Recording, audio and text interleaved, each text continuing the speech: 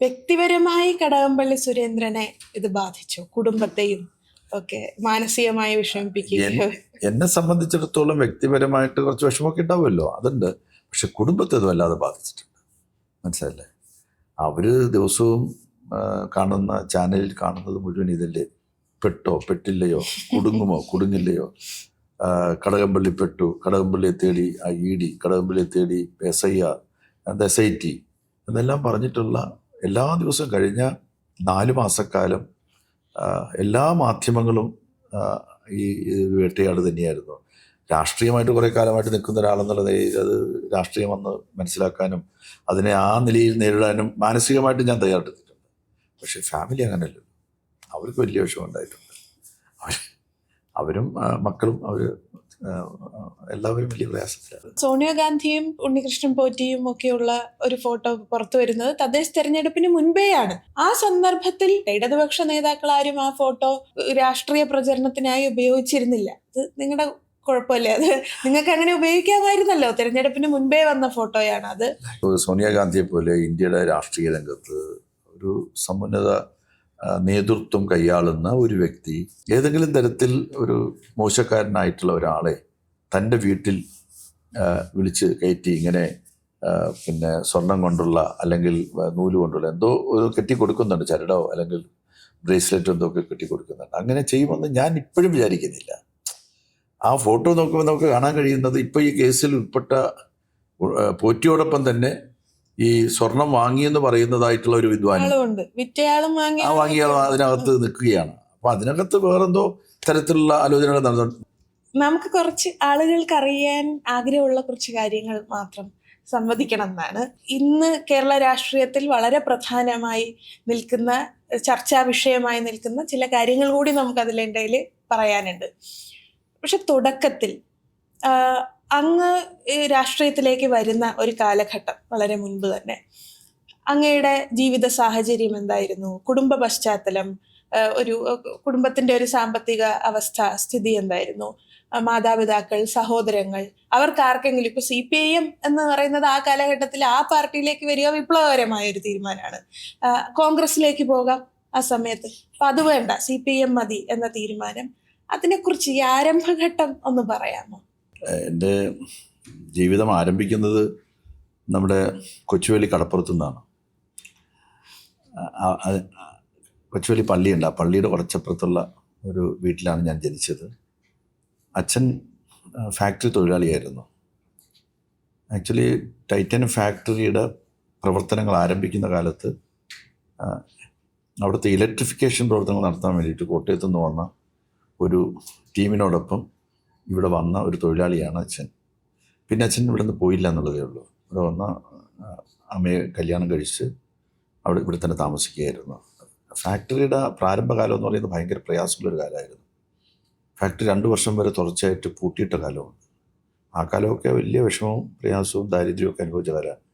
ഞാൻ ചെറിയ കുട്ടിയായിരുന്ന കാലത്ത് അച്ഛൻ കടപ്പുറത്ത് കമ്പവല വലിക്കാനായിട്ട് പോയിട്ടുണ്ട്. അതിൽ നിന്ന് മത്സ്യം കിട്ടാൻ വേണ്ടിയിട്ട് അങ്ങനെ പോയിട്ടുണ്ട്. അമ്മയ്ക്ക് വലിയ വിദ്യാഭ്യാസമൊന്നും ഉണ്ടായിരുന്നില്ല, ചെറിയ വിദ്യാഭ്യാസം ഉണ്ടായിരുന്നു. അതെ. അമ്മമ്മ കൊച്ചുവേലി ചന്തയിലെ ഒരു കച്ചവടക്കാരിയായിരുന്നു. ഈ ചക്കയും മരിച്ചിനിയൊക്കെ വിൽക്കുന്ന കച്ചവടക്കാരിയായിരുന്നു അമ്മമ്മയ്ക്ക് ഒത്തിരി മക്കളുണ്ടായിരുന്നു. കുറേ പെൺമക്കളും 2 ആൺമക്കളും ഒക്കെ ഉണ്ടായിരുന്നു.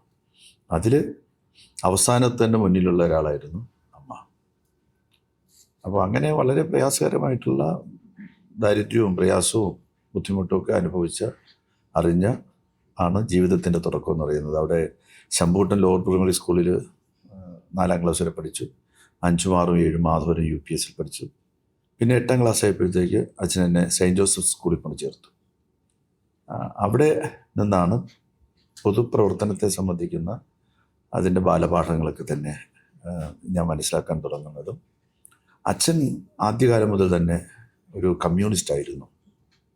അവിഭക്ത കമ്മ്യൂണിസ്റ്റ് പാർട്ടിയിലെ അംഗമായിരുന്നു അച്ഛൻ. ഫാക്ടറി തൊഴിലാളിയായിരിക്കുന്ന ഘട്ടത്തിൽ തന്നെ കമ്മ്യൂണിസ്റ്റ് പാർട്ടിയുടെ തിരുവിതാംകൂറിൻ്റെ പ്രവർത്തനങ്ങൾ നടക്കുന്ന കാലത്ത് ഞങ്ങളുടെ പ്രദേശം കടകംപള്ളി വില്ലേജ് എന്ന് പറയുന്നത് കമ്മ്യൂണിസ്റ്റുകാരുടെ ഒരു താവളമായിരുന്നു. അന്ന് അവിഭക്ത കമ്മ്യൂണിസ്റ്റ് പാർട്ടിയുടെ നേതാവൊക്കെ ആയിരുന്ന വേളി കൃഷ്ണനായരെന്നൊക്കെ പറയുന്ന അദ്ദേഹം ദീർഘകാലം കടകമ്പൽ ഗ്രാമപഞ്ചായത്തിൻ്റെ പ്രസിഡൻ്റൊക്കെ ആയിരുന്ന അദ്ദേഹത്തിൻ്റെ തോപ്പിൽ വീടെന്ന് പറയും, വലിയ പുരയിടം, ഏക്കർ കണക്കിന് സ്ഥലമൊക്കെയുള്ള വലിയ ജന്മിയാണ് അദ്ദേഹം. അദ്ദേഹത്തിൻ്റെ കുടുംബത്തിലായിരുന്നു പല കമ്മ്യൂണിസ്റ്റുകാരും ഒളിവിൽ പാർത്തിരുന്നത്.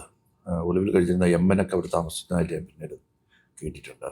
അങ്ങനെ പോലീസിനോ മറ്റൊന്നും പെട്ടെന്ന് എത്തിച്ചേരാൻ കഴിയാത്തതായിട്ടുള്ളൊരിടം, കമ്മ്യൂണിസ്റ്റ് അനുഭാവികളായിട്ടുള്ള പാവപ്പെട്ട ആളുകൾ ഉള്ള ഒരു പ്രദേശം. സ്വാഭാവികമായിട്ടും തൊഴിലാളി ആയിരുന്ന അച്ഛൻ കമ്മ്യൂണിസ്റ്റ് പാർട്ടിയുടെ മെമ്പറായി, അതിൻ്റെ പ്രവർത്തകനായിട്ട്. ആ ഒരു അച്ഛൻ്റെ കമ്മ്യൂണിസ്റ്റ് പാർട്ടി മെമ്പർ എന്നുള്ള നിലയിലുള്ള, കമ്മ്യൂണിസ്റ്റുകാരൻ എന്നുള്ള നിലയിലുള്ള, തൊഴിലാളി പ്രവർത്തകൻ എന്നുള്ള നിലയിലുള്ള അച്ഛൻ്റെ പ്രവർത്തനവും ജീവിതവും എന്നെ സ്വാധീനിച്ചിട്ടുണ്ട് എന്നുള്ളത് വാസ്തവമാണ്. അന്ന് ഞങ്ങൾ താമസിക്കുന്ന പ്രദേശം എന്ന് പറഞ്ഞാൽ നഗരസഭയുടെ ഭാഗമാണ് അന്ന് ആ സ്ഥലം. ആ സ്ഥലത്ത് നഗരസഭയിൽ ഏകപക്ഷീയമായിട്ട് കോൺഗ്രസ് തിരഞ്ഞെടുക്കപ്പെടുന്ന സ്ഥലമാണ്. ദീർഘകാലം എതിർ സ്ഥാനാർത്ഥികളുണ്ടായിരുന്നില്ല. എതിർ സ്ഥാനാർത്ഥി തന്നെ ശരിക്കും വരുന്നത് എൻ്റെ കൂട്ടുകാരനായിരുന്ന റോക്കി മാനുവൽ അന്തരിച്ചുപോയി. റോക്കി മാനുവൽ സ്ഥാനാർത്ഥിയായിട്ട് മത്സരിക്കുമ്പോഴാണ് അവിടെ ആദ്യമായിട്ട് ഒരു എതിർ സ്ഥാനാർത്ഥി വരുന്നത്. അപ്പോൾ അത്തരത്തിൽ കോൺഗ്രസ്സിന് വളരെ ശക്തി ഉണ്ടായിരുന്ന കാലമായിരുന്നു. ആ കാലത്ത് വളരെ പ്രയാസമായിരുന്നു അവിടെ യഥാർത്ഥത്തിൽ നമ്മുടെ കമ്മ്യൂണിസ്റ്റുകാരെന്നുള്ള നിലയിൽ പ്രവർത്തിക്കാനും ജീവിക്കാനും. പിന്നെ അച്ഛനോട് എന്തോ എല്ലാവർക്കും വലിയ താല്പര്യമായിരുന്നു. സമീപവാസികളായിട്ടുള്ള ആളുകൾ മുസ്ലിം സമുദായത്തിൽ പെട്ടിട്ടുള്ള സഹോദരങ്ങളായിരുന്നു. അവരെല്ലാം തന്നെ അന്ന് എൻ്റെ കൂട്ടുകാരായിരുന്നു. അവിടെ നിന്നാണ് പിന്നീട് ഞാൻ 8ാം ക്ലാസ്സൊക്കെ ആയപ്പോഴത്തേക്ക് ഞങ്ങളവിടുന്ന് ആ സ്ഥലം മാറി ഞങ്ങൾ കടകംപള്ളിയിലേക്ക് വരുന്നത്. ആനേറ ആ പ്രദേശത്ത് അച്ഛൻ ഒരു 50 സെൻറ്റ് സ്ഥലമൊക്കെ മേടിച്ചു.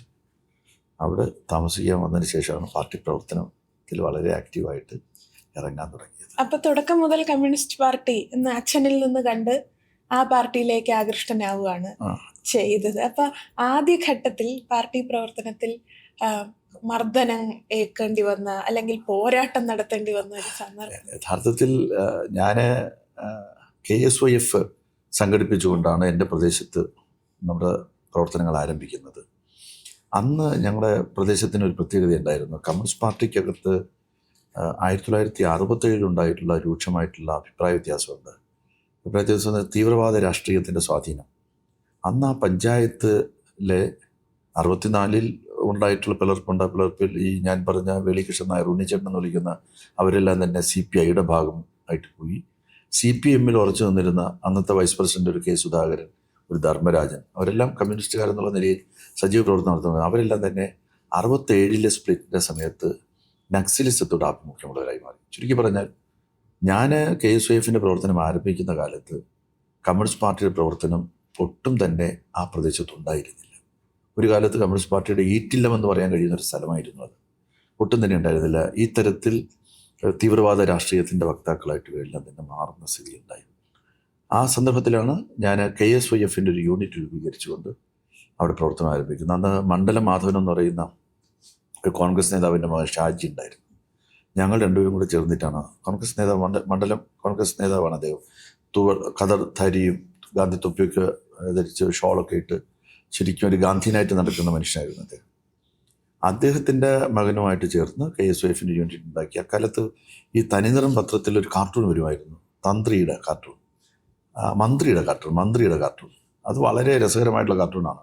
ഈ കരുണാകരനെയും അതുപോലെ അന്ന് കോൺഗ്രസിനെയൊക്കെ ശക്തമായിട്ട് വിമർശിച്ചുകൊണ്ടുള്ള വളരെ മനോഹരമായിട്ടുള്ള കാർട്ടൂൺ. ആ കാർട്ടൂണെല്ലാം തന്നെ വരയ്ക്കാനായിട്ട് അക്കാലത്ത് അവിടെ ഒരു ചെറുപ്പക്കാരനുണ്ടായിരുന്നു, ജഗന്നാഥൻ. എൻ്റെ പ്രായത്തിലുള്ള പയ്യൻ തന്നെ അവനുണ്ടായിരുന്നു. ജഗന്നാഥൻ എന്ന് പറയുന്ന നല്ല വരയ്ക്കുന്നവനായിരുന്നു. അവനത് വലിയ തോതിൽ വരച്ചു തരും. കേരളമോദി ഓഫീസിൽ പോയി വലിയ ഈ പേപ്പർ കെട്ടി വരുന്നതായിട്ടുള്ള വൃത്തത്തിനുള്ള ഒരു കട്ടിയുള്ള ബോർഡ് ഉണ്ടാവും. ആ ബോർഡ് അവിടെ നിന്ന് വിലയ്ക്ക് മേടിച്ച്, അത് കേരളമോദി പത്രാധിപരുടെ ഭാര്യയാണ് അതിൻ്റെ കച്ചവടക്കാരി എന്ന് പറയുന്നത്. അവരുടെ കയ്യിൽ നിന്ന് അത് വിലയ്ക്ക് മേടിച്ച് കൊണ്ടുപോയി അതിലൊട്ടിച്ച് വയ്ക്കും.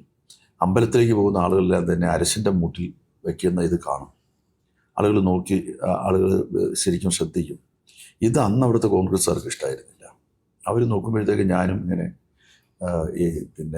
ഞാനാണ് ഇതെല്ലാം ചെയ്യുന്നത്. അന്ന് കമ്മ്യൂണിസ്റ്റ് പാർട്ടിക്ക് ഉണ്ടായിട്ടുള്ള ഒരു ക്ഷീണം നികത്തിയത് RSP ആയിരുന്നു. കുറച്ച് RSP അവിടെ സജീവമായിട്ട് പ്രവർത്തനം ആരംഭിച്ചു. പേട്ടയിലെ ഒരു ഓഫീസ്, ചെറുപ്പക്കാരായിട്ടുള്ള ആളുകൾ, തമ്പിയണ്ണൻ എന്നൊക്കെ പറയുന്ന ഒരു ശ്രീകുമാറൊക്കെയുണ്ട്, PSUവിൻ്റെ സംസ്ഥാന നേതാവ്. അവിടെ വേറെയും ചില ആളുകൾ PSU യൂണിവേഴ്സിറ്റി കോളേജിലെ PSU സംഘടനയുടെ പ്രധാനപ്പെട്ട പ്രവർത്തകരൊക്കെ ഉള്ളൊരു കാലമായിരുന്നു അത്. ആ കാലത്താണ് എൻ്റെ ഈ കടന്നുവരവും പ്രവർത്തനങ്ങളും. ആ സന്ദർഭത്തിൽ യഥാർത്ഥത്തിൽ എന്നെ കൈകാര്യം ചെയ്യാൻ വേണ്ടിയിട്ട് കോൺഗ്രസ്സുകാരെ തീരുമാനിച്ചു. അവിടെ നിന്ന് ഒരു പ്രധാനപ്പെട്ട മുതലാളിയുടെ മക്കളും ഉണ്ടായിരുന്നു. അന്ന് അങ്ങയുടെ കൂടെ ആൾബലം ഇല്ല? എൻ്റെ കൂടെ വലുതായിട്ട് ആളുകളൊന്നുമില്ല. എൻ്റെ കൂട്ടുകാരന്മാരായിട്ടുള്ള കുറച്ച് ആളുകൾ മാത്രമേ ഉള്ളൂ, വേറെ കൂടുതൽ ആളുകളൊന്നുമില്ല. അവിടെയുള്ള ഒരു മുതലാളിയും അവരുടെ 2-3 മക്കളും കൂടി ചേർന്ന് ഒരു ദിവസം, ഞാൻ അന്ന് ഒരു ട്യൂഷൻ സെൻറ്റർ പഠിപ്പിക്കാൻ പോകുമായിരുന്നു. എൻ്റെ ഒരു കൂട്ടുകാരൻ സൂര്യ എന്ന് പറയുന്ന സൂര്യ എന്ന് ഞാൻ വിളിക്കും. ഞങ്ങൾ 7ാം ക്ലാസ് വരെയുള്ള കുട്ടികളെയൊക്കെ പഠിപ്പിച്ച് അതിൽ നിന്ന് ചെറിയ വരുമാനമൊക്കെ സംഘടിപ്പിക്കുന്ന തിരക്കിലായിരുന്നു. ഒരു ദിവസം രാവിലെ ക്ലാസ് കഴിഞ്ഞ് തിരിച്ചു വരുമ്പോൾ ഞാൻ സൈക്കിളിലാണ്, ഞാൻ ഫ്രണ്ടിലിരിക്കുന്നുണ്ട്. എൻ്റെ സൈക്കിൾ ചവിട്ടുന്നത് ഷാജി. ഈ മുതലാളിയുടെ കടയുടെ മുന്നിലെത്തിയപ്പോൾ വണ്ടി സൈക്കിൾ തടഞ്ഞിട്ട്, നീ ഇങ്ങനെ കോൺഗ്രസിനെ കുറിച്ചെല്ലാം ഇങ്ങനെ വരച്ചു വയ്ക്കൂടാന്ന് ചോദിച്ചുകൊണ്ട് അവരെല്ലാവരും കൂടെ ചേർന്ന് എന്നെ ശരിക്കും അങ്ങ് അടിച്ചു. അന്ന് എത്ര വയസ്സുണ്ടാവും? അന്ന് പ്രീ ഡിഗ്രിക്ക് ഞാൻ ചേർന്ന കാലമായിരുന്നു. എനിക്കൊരു 10-16 വയസ്സേ പ്രായം ഉണ്ടാവുള്ളൂ, 16 വയസ്സ്. അടിച്ചു എന്ന് പറഞ്ഞാൽ ഒരു പോക്കറ്റടി രവി എന്ന് പറയുന്ന ഒരു വലിയ ഗുണ്ട ഉണ്ടായിരുന്നു. ഇവരുടെ സംരക്ഷണയിൽ പുറത്തുനിന്ന് എവിടെയോ വന്ന് എപ്പോഴും ഇങ്ങനെ സൈക്കിൾ സഞ്ചരിക്കുമ്പോഴത്തേക്ക് ഒരു വെട്ടുകത്തിയെല്ലാം തന്നെ പ്രവേശത്ത് തൂക്കിയിട്ട് സഞ്ചരിക്കുന്ന കൊച്ചിനെ കിടക്കുന്ന പോലെ നടക്കുന്ന ഒരു പോക്കറ്റ് രവി. ആ രവിയാണ് ഇവരുടെ പ്രധാനപ്പെട്ട ഗുണ്ട. അപ്പോൾ രവിയുടെ ഒരു കാർമ്മികത്വത്തിൽ ഇവരെല്ലാവരും കൂടെ മറ്റവന് ഒരു അടിയെ കൊടുത്തുള്ളൂ, ഷാജിക്ക്. കാര്യം അത് അവരുടെ ബന്ധുക്കളാണ്. അടി കൊടുത്തിട്ട് ഇറങ്ങി പൊക്കോളാൻ പറഞ്ഞു. എന്നെ അവർ ശരിക്കും വന്ന് എന്നെ അടിച്ച് റൊട്ടിയാക്കി. ആരും വന്ന് എടുക്കാനില്ല എന്നെ. ഞാനവിടെ വീണുപോയി. ഈ അന്ന് മത്സ്യത്തൊഴിലാളി ഒരു സ്ത്രീ, അവർ മത്സ്യം ചുമന്നുകൊണ്ട് വന്ന് അവരാണ് ഇത് കണ്ടുകൊണ്ട് നിന്നിട്ട് അവർ അവിടെ നിന്ന് കുറച്ച് ദൂരമുണ്ട്, ഒരു 10 മിനിറ്റ് നടന്നാലേ എൻ്റെ വീട്ടിലെത്തുള്ളൂ. അവരോടിപ്പോയി വീട്ടിൽ പോയി അമ്മയോട് പറഞ്ഞു. അമ്മ അവിടെ നിന്ന് നിലവിളിച്ചുകൊണ്ട് ഓടി വന്ന് യഥാർത്ഥത്തിൽ ഇങ്ങനെ അടികൊണ്ട് വീണ് കിടക്കുന്ന എന്നെ എടുക്കുന്നത് വരെ എന്നെ എടുക്കാനായിട്ട് ആരും തന്നെ വന്നില്ലെന്നുള്ളതാണ് അന്നത്തെ സംഭവം. അപ്പോൾ പിന്നെ അമ്മ വന്നപ്പോൾ അമ്മ നിലവിളിച്ച് കരഞ്ഞ് ബഹളം ഉണ്ടാക്കിയപ്പോഴത്തേക്ക് നാട്ടുകാരെല്ലാം കുറച്ചൊന്ന് കൂടി, നമ്മുടെ കൂട്ടുകാരെല്ലാം ഓടി വന്നു. അവരെല്ലാവരും കൂടെ എന്നെ ജനറൽ ഹോസ്പിറ്റലിൽ അഡ്മിറ്റ് ചെയ്തു. പക്ഷേ അത് യഥാർത്ഥത്തിൽ അതായിരുന്നു അവിടുത്തെ നമ്മുടെ പാർട്ടി പ്രവർത്തനത്തിന് തുടക്കമായ ഈ ഗോപാല മുതലാളി എന്നാണ് അദ്ദേഹത്തിൻ്റെ പേര്. യഥാർത്ഥത്തിൽ അവരും അവരുടെ മക്കളുമൊക്കെ ഇപ്പോൾ എന്നോട് ഭയങ്കര സ്നേഹവും വാത്സല്യമുള്ളവരാണ്. അന്നത്തെ സംഭവത്തിലൊക്കെ അവർക്ക് വലിയ സങ്കടമൊക്കെ ഉണ്ട്, പിന്നീട് ഒരുപാട് സങ്കടമൊക്കെ ഉണ്ടായിട്ടുണ്ട്. അന്ന് അവർ അതിന് ഒരു നിമിത്തമായി എന്ന് മാത്രം കരുതിയാൽ മതി. അന്ന് അതിനെ എതിർക്കാൻ വേണ്ടിയിട്ട് ഒരു പറ്റ ചെറുപ്പക്കാർ അവിടെ രംഗത്ത്. പിന്നെ ഏതാണ്ട് ഒരു വർഷക്കാലം സംഘർഷങ്ങളുടെ ദിവസങ്ങളായിരുന്നു അവിടെ. അങ്ങോട്ടടി ഒരു അടി കിട്ടിയത് കൊണ്ട് 16 വയസ്സിൽ പേടിച്ചില്ല, അത് ആവേശമായിയാണോ? അത് ആവേശമായി തന്നെയാണ് മാറിയത്. ഞാൻ ഏതാണ്ട് ഒരു മാസക്കാലത്തിലധികം ഹോസ്പിറ്റലിൽ കിടന്നു, എന്നിട്ടാണ് ഹോസ്പിറ്റലിൽ വിട്ടത്. പക്ഷേ ഈ ഒരു മാസത്തിനിടയിൽ അവിടെ നടന്ന സംഭവങ്ങൾ വളരെ വലുതായിരുന്നു. ഈ കട കയറി അടിക്കുവാനും, കട കയറി നമ്മുടെ ആളുകൾ അടിച്ചു തകർത്തു. അവിടെ ആ കടയുടെ അടുത്ത് തന്നെ ഒരു പോലീസ് പിക്കറ്റ്, ഏതാണ്ട് ഒരു വർഷക്കാലത്തുള്ള ഒരു പോലീസ് പിക്കറ്റ് ഇടേണ്ട സ്ഥിതി വന്നു. എപ്പോഴും സംഘർഷങ്ങൾ തന്നെയായിരുന്നു. പിന്നെ ഒരു വർഷമൊക്കെ കഴിഞ്ഞപ്പോഴത്തേക്ക് സംഘർഷങ്ങൾക്ക് പൊതുവെ അയവ് വന്നു. പിന്നീട് സാധാരണഗതിയിലുള്ള പ്രവർത്തനങ്ങളുമായിട്ട് മുന്നോട്ട് പോയി. ആ സംഘർഷമാണ് ഒരുപക്ഷെ ഈ രാഷ്ട്രീയ പ്രവർത്തനത്തിൽ ഉറച്ചു നിൽക്കുന്നതിന് എന്നെ പ്രേരിപ്പിച്ച ആദ്യത്തെ ഘടകം എന്ന് പറയുന്നത്. രണ്ടാമത്തെ ഭാഗം എന്ന് പറയുന്നത് അടിയന്തരാവസ്ഥയുടെ കാലമാണ്. 75 അടിയന്തരാവസ്ഥ കാലഘട്ടം KSYF-ന്റെ പ്രവർത്തനങ്ങളൊക്കെ നന്നായിട്ട് നടത്തി. അടിയന്തരാവസ്ഥ കാലത്ത് ഒളിവിലിരുന്നു കൊണ്ടുള്ള പ്രവർത്തനങ്ങൾ, നമ്മുടെ അന്നത്തെ ഒളിവിൽ താമസിക്കുന്ന നേതാക്കന്മാർ പരമേശ്വരനുള്ള പെരുപ്പുംകൂടി മുരളി, അങ്ങനെ തുടങ്ങിയിട്ടുള്ള നേതാക്കന്മാരുടെ സ്റ്റഡി ക്ലാസ്സുകളിൽ ഒളിവിൽ പങ്കെടുക്കുക.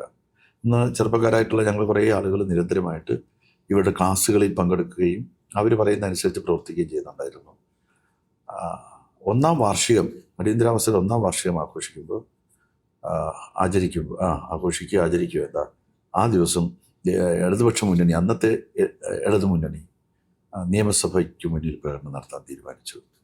അന്നൊരു വളണ്ടിയറായിട്ട് അവിടെ നിന്ന് നിശ്ചയിച്ചത് എന്നെയും ഈ ജനറൽ ഹോസ്പിറ്റലിലെ ഒരു ടാക്സി ഡ്രൈവറായിരുന്ന ശാന്തപ്പനെന്ന് ഞങ്ങളെല്ലാം ശാന്തപ്പനെന്ന് ഞാൻ വിളിക്കുന്നതായിട്ടുള്ള ശാന്തകുമാറിനെയാണ്. ഞങ്ങൾ രണ്ടുപേരും ആണ് തീരുമാനിച്ച് അന്ന് പ്രകടനം നിർത്താനായിട്ട് വന്നു. ഞാൻ പാർട്ടി മെമ്പർ മാത്രമാണ്. ശാന്തനും പാർട്ടി മെമ്പറാണ്. ഇ.ജി. മോഹനൻ, ഓഫീസിൻ്റെ ചുമതലയുള്ള ഇ.ജി. മോഹനൻ കൊണ്ടുവന്ന് ഞങ്ങളെ കൊണ്ടുവന്ന് ഇവിടെ പ്രകടനം നടക്കേണ്ട സ്ഥലത്ത് കൊണ്ടുവന്ന് നിർത്തി. 8:30 മണിയാകുമ്പോൾ മുദ്രാവാക്യം വിളിക്കും. ആ സമയത്ത് കൂടെ മുദ്രാവാക്യം വിളിച്ച് ചേരണമെന്ന് പറഞ്ഞു. അപ്പോൾ 8:30 8:45 ആരും മുദ്രാവാക്യം വിളിക്കുന്നില്ല. അപ്പോൾ ഞാൻ മുദ്രാവാക്യം വിളിച്ചു.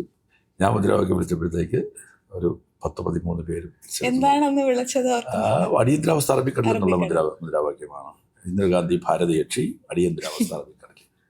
ഞാൻ ഞാൻ നന്നായിട്ട് മുദ്രാവാക്യം വിളിക്കുന്ന ഒരാളായിരുന്നു. അപ്പോൾ നന്നായിട്ട് മുദ്രാവാക്യം വിളിച്ചപ്പോൾ ആളുകളെല്ലാം കൂടെ ഓടിക്കൂടി. അന്ന് പിന്നെ പറയേണ്ട കാര്യമില്ല. ഈ മുട്ടിന് പോലീസ് നിൽക്കുകയായിരുന്നു അന്ന് അടിയന്തരാവസ്ഥയുടെ 1-ാം വാർഷികത്തിനാണ്. ഒരു 5 നിമിഷം കൊണ്ട് തന്നെ പോലീസുകാർ ഈ 13 പേരെയും കൂടെ വാരിയെടുത്ത് വണ്ടിയിലെറിഞ്ഞ് നേരെ കന്റോൺമെൻറ്റ് സ്റ്റേഷനിൽ കൊണ്ടുപോയി. ഭുവനേന്ദ്രൻ നായർ എന്ന് പറയുന്ന ഒരു AC ഉണ്ടായിരുന്നു. അന്ന് DYSP എന്നോ മറ്റുമാണ് അദ്ദേഹത്തെ വിളിക്കുന്നത്. ഭുവനേന്ദ്രൻ നായർ വളരെ പ്രമുഖനായിട്ടുള്ള പോലീസ് ഉദ്യോഗസ്ഥനാണ്. അദ്ദേഹത്തിൻ്റെ നേതൃത്വത്തിൽ എല്ലാവരുടെയും വസ്ത്രമൊക്കെ ഒഴിഞ്ഞു വെച്ചിട്ട് അടിക്കുക എന്ന് പറഞ്ഞാൽ നമുക്ക് ചിന്തിക്കാൻ പറ്റാത്ത തരത്തിലുള്ള അടിയാണ്. എനിക്ക് അതിൽ രസകരമായിട്ടും ഭീകരമായിട്ടും തോന്നിയത്, എന്നെ അടിക്കാൻ അയാൾ തിരഞ്ഞെടുത്തത് എൻ്റെ വീടിനടുത്തുള്ളൊരു ചെറുപ്പക്കാരനെയാണ്, ഒരു പോലീസുകാരനെയാണ്. മനസ്സിലായില്ല. അയാൾ എന്നെ അടിക്കാൻ തയ്യാറാകത്തോണ്ട് ഒരാൾ ചീത്ത വിളിച്ചിട്ട് എന്നെ അടിപ്പിച്ചു. ധാരാളമായിട്ട് അടിച്ചു. പക്ഷേ അന്ന് നിയമസഭയിൽ നിന്ന് പെട്ടെന്ന് തന്നെ ഗൗരിയമ്മയും ചാത്തുണ്ണി മാസ്റ്ററും ഞങ്ങൾ ഒരുപാട് അടിക്കാൻ വേണ്ടിയിട്ടുള്ള അവസരം കൊടുത്തില്ല. ഞങ്ങളിങ്ങനെ മുദ്രാവാക്യം വിളിച്ച പോലീസ് ഞങ്ങളെ കൊണ്ടുപോയി ഒരു മണിക്കൂറിനകത്ത് തന്നെ അവർ ഓടി അവിടെ എത്തി. അവിടെ എത്തുമ്പോഴത്തേക്ക് നമ്മൾ മുണ്ടും തുണിയൊന്നും ഇല്ലാതെ നിൽക്കുകയാണ്. ഗൗരിയമ്മയുടെ ശൗര്യം എന്നാണ് ആദ്യമായിട്ട് എൻ്റെ ജീവിതത്തിൽ കാണുന്നത്. ഭുവനേന്ദ്രൻ നായർ അവർക്ക് വസ്ത്രം എടുത്ത് കൊടുക്കണോ എന്ന് പറയുന്ന ഗൗരിയമ്മ, ചാത്തുണ്ണി മാസ്റ്ററും. അപ്പോൾ ഇവരെല്ലാവരും കൊണ്ട് വസ്ത്രം തന്നു. യഥാർത്ഥത്തിൽ അന്ന് മരിക്കാതെ പോയതിൻ്റെ കാര്യം എന്ന് പറയുന്നത്, ഈ ഗൗരിയമ്മയും ചാത്തുണ്ണി മാസ്റ്ററും ഞങ്ങളെ കോടതിയിൽ കൊണ്ടുപോകുന്നത് വരെ അവിടെ ഇരുന്നു എന്നുള്ളതാണ്. കോടതിയിൽ അയാളാണ് പറയുന്നത് അയക്കാം ഗൗരിയമ്മ ബുക്കോ എന്നൊക്കെ പറഞ്ഞിട്ടും അവർ പോയില്ല. കോടതിയിലേക്ക് ഞങ്ങളെ വാനിൽ കയറ്റി കൊണ്ടുപോകുന്നത് വരെ അവർ സ്റ്റേഷനിൽ, അവർക്കറിയാമായിരുന്നു അവർ പോയാൽ ഭീകരമായിട്ട് മർദ്ദിക്കുന്നു. അതിന് മുമ്പൊരു സംഭവം ഉണ്ടായത്, അടിയന്തരാവസ്ഥയുടെ പ്രഖ്യാപനം വന്ന ദിവസം പേട്ടയിലൊരു പ്രകടനം നടന്നിട്ടുണ്ടായിരുന്നു. പോലീസ് സ്റ്റേഷൻ്റെ മുന്നിലൂടെ പ്രകടനം വരുമ്പോൾ പോലീസുകാർ ഭീകരമായിട്ട് ഞാൻ പനി പിടിച്ച് കിടക്കുന്ന സമയത്തായിരുന്നു പ്രകടനത്തിൽ പങ്കെടുക്കാൻ വന്നത്. അപ്പോൾ എൻ്റെ അടിവയറ്റിലൊരു കുത്ത് കിട്ടി. അതെന്നെ വല്ലാതെ പ്രശ്നമാക്കി. ഞാൻ ജനറൽ ഹോസ്പിറ്റലിൽ ഏതാണ്ട് ഒരു 3 മാസത്തിലധികം ഹോസ്പിറ്റലിൽ കിടന്നു. പിന്നീട് BJPയുടെ സ്ഥാനാർത്ഥിയായിട്ട് മത്സരിച്ച ഡോക്ടർ റേച്ചൽ മത്തായി ഉണ്ട്. അവരായിരുന്നു ഈ വാർഡ് 4 മെഡിസിൻ്റെ ചുമതലയുള്ള ഡോക്ടർ. യഥാർത്ഥത്തിൽ ഒരു റീബർത്ത് എനിക്ക് തന്നത് ഡോക്ടർ റേച്ചൽ മത്തായി. അവർ എന്നെ ജീവിതത്തിൽ മറന്നിട്ടുമില്ല, ഞാനും അവരെ മറന്നിട്ടില്ല. ഒരു സ്ഥാനാർത്ഥിയാകുന്ന സമയത്തും അല്ലാതെയൊക്കെ തന്നെ ഇടയ്ക്ക് വിളിക്കുകയും സംസാരിക്കുകയും ചെയ്യുമായിരുന്നു. അങ്ങനെ ഒരു സംഭവം കൂടെ നടന്നിട്ടുണ്ട്. ഇതിനിടയിൽ എനിക്കൊരു ജോലി കിട്ടിയ ഒരു സംഗതി ഉണ്ടായിട്ടുണ്ട്. ഞാനും എൻ്റെ ഒരു കൂട്ടുകാരൻ വിജയകുമാറും കൂടെ അന്ന് കണ്ടക്ടർ ടെസ്റ്റ് എഴുതാനായിട്ട് പോയി. പാലക്കാട് ജില്ല വെച്ചിട്ടാണ് കണ്ടക്ടർ ടെസ്റ്റ് എഴുതിയത്. വളരെ ഒരു രസത്തിന് പോയതാണ്. കിട്ടുകയാണെങ്കിൽ ജോലിക്ക് പോകാമെന്ന് വിചാരിച്ചു. അങ്ങനെ ആ ടെസ്റ്റ് പാസ്സായി. വീട്ടുകാരുടെ നിർബന്ധം ഉണ്ടായിരുന്നോ ജോലി ചെയ്യണം? ഇല്ല, അങ്ങനെയൊന്നും പറഞ്ഞിരുന്നില്ല. അച്ഛൻ രാഷ്ട്രീയം കളിച്ച് നടക്കുന്നതിനോട് അച്ഛൻ അങ്ങനെ എതിർപ്പുണ്ടായിരുന്നില്ല. അമ്മയ്ക്കും അങ്ങനെ. നമ്മൾ വീട്ടിൽ ബുദ്ധിമുട്ടും പ്രയാസമൊക്കെ ഉണ്ട് എന്നുള്ള ഒരു വിഷയം ഉണ്ടെങ്കിലും രാഷ്ട്രീയ പ്രവർത്തനം നടത്തുന്നതിനോടോ അടിയന്തരാവസ്ഥ കാലത്ത് സമരത്തിന് പോയതിനോടോ അവർ അങ്ങനെയൊന്നും ഒരു എതിർപ്പൊന്നും അവർക്ക് ഉണ്ടായിരുന്നില്ല. പക്ഷെ എനിക്ക് ജോലി കിട്ടി. ആ ജോലി കിട്ടിയവരെ ഞാൻ ആരോടും പറഞ്ഞില്ല. അത് ശരി. അപ്പോഴേക്ക് ഈ സംഭവങ്ങൾ വരികയും ഞാനൊരു പൂർണ്ണസമയ പ്രവർത്തകനായി മാറണമെന്ന് സ്വയം തീരുമാനമെടുക്കുകയും ചെയ്തിട്ടുണ്ടായിരുന്നു. അവൻ ജോലിക്ക് പോയി. എൻ്റെ കൂട്ടുകാരൻ, ഞങ്ങൾ രണ്ടുപേർക്കും ജോലി കിട്ടി. അവൻ ജോലിക്ക് പോയി. ഞാൻ ജോലി കിട്ടിയ വിവരം ആരോടും പറഞ്ഞില്ല. ഞാൻ പൂർണ്ണസമയ പ്രവർത്തകൻ എന്നുള്ള നിലയിലേക്ക് മാറുന്ന കണ്ടക്ടറായിട്ട് ഡബിൾ ബെല്ലടിച്ചെല്ലാം ബസ്സുകൾക്ക് വലിയ മാറ്റം സംഭവിച്ചു. സീനിയർ കണ്ടക്ടർ എന്നൊക്കെ പറയുന്നത് ഭയങ്കര ഒരു ചെറുപ്പക്കാർക്ക് വലിയ ആവേശം തോന്നുന്ന ഒരു ജോലിയാണ്. അല്ല, പരീക്ഷ എഴുതിയ ഒരു ജോലി കിട്ടുക ആ കാലഘട്ടത്തിൽ വളരെ. പരീക്ഷ എഴുതിയ പാലക്കാട് ജില്ലാ വൈസായിട്ടുള്ള പരീക്ഷ എഴുതിയത്. അങ്ങനെയൊക്കെയുള്ള ഒരു ലൈഫായിരുന്നു. ഞാൻ പൂർണ്ണസമയ പ്രവർത്തകനായിട്ട് തന്നെ മാറുകയായിരുന്നു പാർട്ടിയുടെ പ്രവർത്തനം. പൂർണ്ണസമയ പ്രവർത്തകന് ഒരു ഇണയെ തരാൻ തയ്യാറായല്ലോ ഒരു കുടുംബം വിവാഹം അതിന് ശേഷം. അങ്ങനെ ഒരു സാഹചര്യത്തിലേക്ക് എങ്ങനെ എത്തിച്ചു? ഞാൻ ആലോചിച്ചിട്ടുണ്ട് അത് എങ്ങനെ എന്നെ എന്നെ അവർക്ക് കല്യാണം കഴിക്കാൻ സാധിച്ചു എന്ന് ഞാൻ ആലോചിച്ചിട്ടുണ്ട്. അതിന് കാരണം എന്ന് പറയുന്നത് ഞാൻ പഞ്ചായത്തിൻ്റെ വൈസ് പ്രസിഡന്റ് ആയിരുന്നപ്പോൾ പഞ്ചായത്ത് മെമ്പറായിരുന്ന ഒരു വിശാഖ ചേച്ചിയുണ്ട്. അവർ ഈ അരിശുമുടി ജംഗ്ഷനിൽ തന്നെയാണ് അവരുടെ കുടുംബമൊക്കെ. ആ ചേച്ചിയുടെ വീടെന്ന് പറഞ്ഞാൽ ഞങ്ങളുടെ പാർട്ടി ഓഫീസ് പോലെയാണ്. ഞാൻ മിക്കവാറും അവിടെ ഉണ്ടെങ്കിൽ ആനേറെ ഉണ്ടെങ്കിൽ ആ വീട്ടിലാണ്. അപ്പോൾ ചേച്ചിയുടെ വീടുമായിട്ടുള്ള എൻ്റെ ഒരു ബന്ധം, എന്നെ പറ്റിയുള്ള ചേച്ചിയുടെ ഒരു ബോധ്യം, അതിൻ്റെ എല്ലാ അടിസ്ഥാനത്തിലാണ് ചേച്ചിയുടെ അടുത്ത ബന്ധുവായിട്ടുള്ള ഈ സുലേഖയെ കല്യാണം കഴിക്കാൻ ചേച്ചി നിർബന്ധിക്കുന്നത്. കുടുക്കിയത് അല്ല, അവരെ കുടിക്കുകയെന്ന് വേണമെങ്കിൽ പറയാം. അങ്ങനെ വേണമെങ്കിൽ പറയാം. അവരൊന്ന് വീണ്ടും പഠിച്ച ഫൈനൽ ഇയറിന് ഇതാവുന്ന സമയമായിരുന്നു. എല്ലാം സുലേഖ ചേച്ചി, പിന്നെ ഇവർ തന്നെയാണ്, ആ ചേച്ചി തന്നെയാണ് പൊന്നപ്പൻ എന്ന് പറയുന്ന മാമനുണ്ട്. ആ പൊന്നപ്പൻ മാമനും ഈ വിശാഖ ചേച്ചി പഞ്ചായത്ത് മെമ്പറുമായിരുന്നു. അപ്പോൾ ഞാൻ യഥാർത്ഥത്തിൽ എന്നെ പഞ്ചായത്ത് പ്രസിഡൻ്റായിട്ട് പാർട്ടി തീരുമാനിച്ചാണ്. അപ്പോൾ അവിടെ ചെല്ലുമ്പോഴത്തേക്ക് സീനിയറായിട്ടുള്ള സുധാകരൻ സാറ് പഞ്ചായത്ത് മെമ്പറായിട്ട് ഇരിപ്പുണ്ട്. അപ്പോൾ സാറുള്ളപ്പോൾ ഞാൻ അങ്ങനെ പഞ്ചായത്ത് പ്രസിഡൻ്റ് ആവുന്നത് ശരിയല്ലല്ലോ എന്ന് എനിക്ക് തന്നെ തോന്നിയിട്ട് ഞാൻ പറഞ്ഞു, സാറ് പഞ്ചായത്ത് പ്രസിഡൻ്റ് ആകട്ടെ, ഞാൻ വൈസ് പ്രസിഡൻ്റായിട്ട്. ഞാൻ സജീവമായിട്ട് ഇവിടെ നിന്ന് KSYFിലൊക്കെ. അതെ, ആ സമയത്താണ് 23 മറ്റു വയസ്സ് ആ സമയത്ത്. അങ്ങനെ പഞ്ചായത്ത് വൈസ് പ്രസിഡൻ്റായി ഞാൻ അവിടെ പ്രവർത്തിച്ചു. ആ സമയത്താണ് ഈ വിവാഹം നടക്കുന്നത്. Arrange marriage. അവർ എന്തോ എനിക്കറിയില്ല. സുലേഖയുടെ അച്ഛൻ ISROയിലൊരു ജീവനക്കാരനായിരുന്നു. അവരുടെ കുടുംബം അവിടെ ഒരു വലിയ കുടുംബമാണ്, കടകംപള്ളിയിലെ. അവർ താമസിക്കുന്ന കല്ലമ്പള്ളിയിലായിരുന്നെങ്കിലും ആ കുടുംബം അമ്പലത്തിൽ വീടെന്ന് പറയും. ആ വീട് അവിടെ ഒരുപാട് ബന്ധുബലമുള്ള വലിയൊരു ഫാമിലിയാണത്. ഇപ്പോഴും അങ്ങനെയാണ്. അവരുടെ ബന്ധുക്കൾ ധാരാളമായിട്ട് ആ പ്രദേശത്ത്. അവർക്ക് പാർട്ടിയോട് എന്തെങ്കിലും ചായ്വോ? അതിൽ ചില ചേട്ടന്മാരെല്ലാം നമ്മുടെ പാർട്ടി മെമ്പർമാരായിട്ടൊക്കെ ഉണ്ടായിരുന്നു. ചില ചേട്ടന്മാരൊക്കെ അവർ 1-2 പേര് മരിച്ചുപോയി ഇപ്പോൾ. പക്ഷെ എന്നാലും ആ കുടുംബം പൊതുവേ ലെഫ്റ്റിനോട് നല്ല. ഇപ്പോഴും 2-3 വിശാഖ ചേച്ചിയുടെ മക്കൾ 1-2 പേര് പാർട്ടി മെമ്പർമാരാണ്. അവരെല്ലാവരും പാർട്ടിക്ക് എതിരായിട്ട് ചിന്തിക്കുന്ന ആരുമില്ല. ഞങ്ങളുടെ കുടുംബ യോഗമൊക്കെ എപ്പോഴും ചേരാറുണ്ട്. ഈ അമ്പലത്തിൽ കുടുംബയോഗം എന്ന് പറഞ്ഞിട്ട് ചേരാറുണ്ട്. പുതിയ കാലത്ത് 1-2 ആളുകളിൽ വ്യത്യാസം ഉണ്ടായിട്ടുണ്ടെന്നുള്ളത് വെച്ചാൽ വലിയ ഫാമിലിയാണ്. 200-300 പേര് വരുന്നതായിട്ടുള്ള കുടുംബയോഗമാണ്. ആ കുടുംബയോഗത്തിൽ വരുന്ന മഹാഭൂരിപക്ഷവും നമ്മുടെ അനുഭാവികളാണ്. ഈ വിവാഹത്തിന് ശേഷം ഇതുപോലെ അടി വാങ്ങിച്ചു കൂട്ടിയ സംഭവങ്ങളുണ്ടോ രാഷ്ട്രീയപരമായി? ഇല്ല, പിന്നെ അങ്ങനെ അടി കിട്ടിയ അനുഭവമൊന്നും ഉണ്ടായിട്ടില്ല. ഇവിടെ നടന്നിട്ടുള്ള സംഘർഷങ്ങൾ, പോലീസ് സംഘടനകൾ അത്രയൊക്കെ ഉണ്ടായിട്ടുള്ളൂ. അല്ലാതെ ഭീകരമായിട്ടുള്ള മർദ്ദനം അങ്ങനെയൊന്നും ഇട്ടില്ല. അതിനുശേഷം എൻ്റെ ഒരു ജീവിതത്തിൽ ഞാൻ നോക്കുമ്പോഴത്തേക്ക് ഞാൻ പങ്കെടുക്കാത്ത സമരം എന്ന് പറയുന്നത് കഴിഞ്ഞ 10 വർഷമായിട്ട് ഈ നമ്മൾ ഗവൺമെൻറ് വന്നല്ലോ. ആദ്യത്തെ ഗവൺമെൻറ്റിലെ അംഗം, രണ്ടാമത്തെ ഇപ്പോൾ MLA, നമ്മുടെ ഗവൺമെൻറ് തന്നെ. ആ സന്ദർഭത്തിൽ പിന്നെ ഒരിക്കലും സെക്രട്ടറി സമരത്തിന് ഒരു കൺഫ്രണ്ടേഷൻ വരുന്നതായിട്ടുള്ള സമരം, മറ്റത് SFIയുടെയും DYFIയുടെയും പ്രക്ഷോഭങ്ങൾ, സമരങ്ങൾ. ഞാൻ പാർട്ടി സെക്രട്ടറി ആയിരിക്കുന്ന കാലത്ത് DYFIയുടെ കേന്ദ്രമായിരുന്നു എല്ലാ ദിവസവും. തിരുവനന്തപുരത്ത് ഞാനില്ലാത്തതായിട്ട് ഏതെങ്കിലും ഒരു സമരം നടന്നിട്ടുണ്ടോ എന്ന് എനിക്ക് സംശയമുണ്ട്. അതിലെല്ലാം സംഘർഷങ്ങൾ ഉണ്ടായിട്ടുണ്ട്. പക്ഷേ ആ സംഘർഷങ്ങളും അങ്ങനെയൊക്കെ ഒഴിച്ചാൽ ബോധപൂർവം നേരത്തെ നടന്നതുപോലുള്ള അതിന് ഞാൻ 4 മാസം ജയിലിലും കിടന്നു. എന്നെ അറസ്റ്റ് ചെയ്തുകൊണ്ട് പോയിട്ട് ജയിലിലാക്കുകയാണ് ചെയ്തത്. അടിയന്തരാവസ്ഥയിൽ ജയിലിലും കിടന്നു. അങ്ങനെയാണ് നമ്മുടെ ഒരു ലൈഫ്. അപ്പോൾ ഈ ഇപ്പോൾ മന്ത്രിയായിരുന്ന, ഇപ്പോൾ MLA ആയിരിക്കുന്ന സജീവ രാഷ്ട്രീയത്തിലുള്ള ഒരാളോട് ഒഴിവ് സമയം കിട്ടാറുണ്ടോ എന്ന് ചോദിക്കുന്നതിൽ അർത്ഥമുണ്ടോ എന്ന് എനിക്ക് അറിയില്ല. പക്ഷെ ഏതൊരു മനുഷ്യനും അത് ആഗ്രഹിക്കും, തൻ്റെതായ കുറച്ച് സമയം മാറ്റിവെക്കാൻ. അങ്ങനെ ഒരു സമയം കിട്ടിയാൽ ഉള്ള ഹോബി എന്താണ്? സിനിമയാണോ, അല്ലെങ്കിൽ വർഷത്തിൽ 60 പുസ്തകം വായിക്കാനുള്ള ഒരു ശ്രമം നടത്തുകയാണോ എന്നാണ് ഇപ്പം? അങ്ങനെയൊക്കെയാണല്ലോ ട്രെൻഡ്. ഞാൻ കല്യാണം കഴിക്കുന്നത് വരെ എല്ലാ ദിവസവും സിനിമ കാണുന്നതാണ്. മിക്കവാറും ദിവസം ഏതെങ്കിലും വല്ലപ്പോഴും ഒരു ദിവസം വിട്ടുപോകെങ്കിലേ ഉള്ളൂ. സിനിമ കാണാനായിട്ട് ഞങ്ങൾ 3-4 പേരുണ്ട്. ഞാനുണ്ട്, വിജയകുമാറുണ്ട്, അത് EG മോഹനുണ്ട്, രാധാകൃഷ്ണനുണ്ട്. ഇങ്ങനെ പാർട്ടി ഓഫീസിലാണല്ലോ നമ്മുടെ താമസം എന്ന് പറയുന്നത്. പാർട്ടി ഓഫീസിൽ കിടക്കും.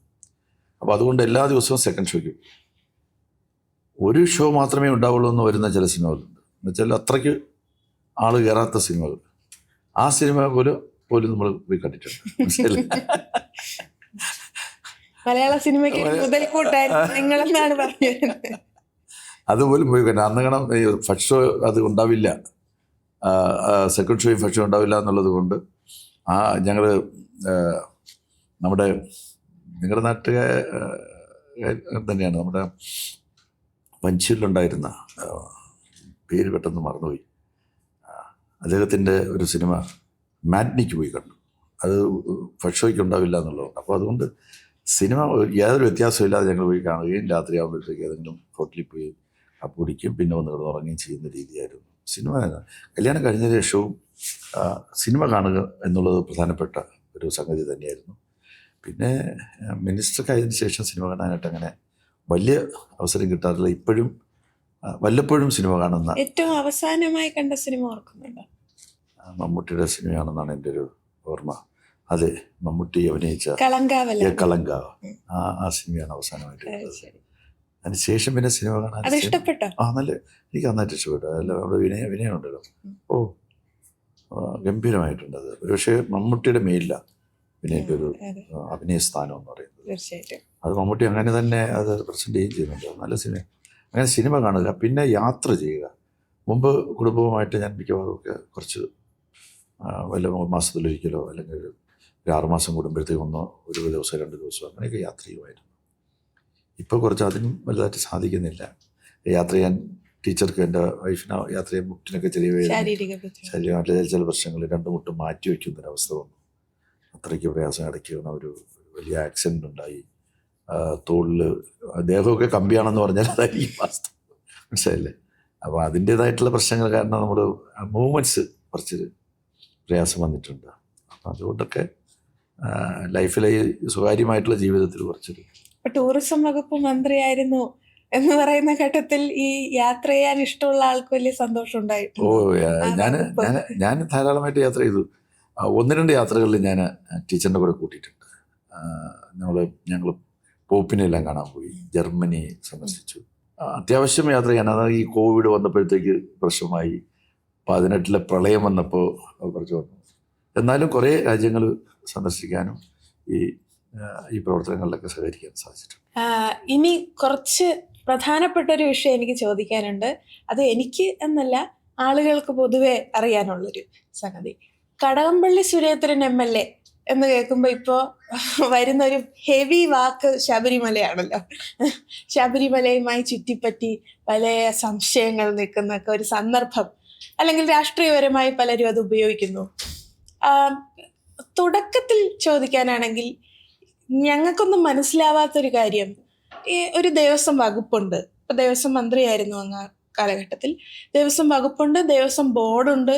എന്താണ് ഈ 2 സംഗതികൾ തമ്മിലുള്ള ഒരു ഇടപെടൽ, അന്തർധാര എന്താണ് എന്ന് പറയുന്ന പോലെ ഇതിൻ്റെ സ്ട്രക്ചർ എന്താണ്? തന്ത്രിന്ന് കേൾക്കുന്നു, പോറ്റിന്ന് കേൾക്കുന്നു, ഒരു ഹയറാർക്കി ഉണ്ടാവുമല്ലോ.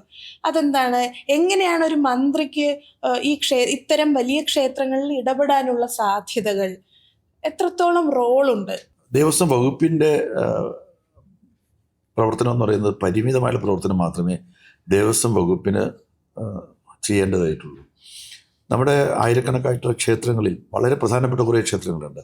ആ ക്ഷേത്രങ്ങളിലൊക്കെ നടക്കുന്നതായിട്ടുള്ള ഉത്സവങ്ങൾ, ആഘോഷങ്ങൾ, അതെല്ലാം തന്നെ നന്നായിട്ട് നടത്താൻ വേണ്ടിയിട്ട് ആവശ്യമായിട്ടുള്ള ക്രമീകരണങ്ങൾ ചെയ്യുക, വിവിധ ഡിപ്പാർട്ട്മെൻറ്റുകളുടെ യോജിപ്പിക്കുക, അവരെ ശരിയായിട്ടുള്ള രൂപത്തിൽ പ്രവർത്തിപ്പിക്കുക. ഇപ്പോൾ സമീപ ദിവസങ്ങളിലാണ് നമ്മുടെ തലസ്ഥാന നഗരിയിൽ തന്നെ നടക്കുന്ന വലിയ പൊങ്കാല മഹോത്സവം ആറ്റുകാൽ നടക്കുന്നത്.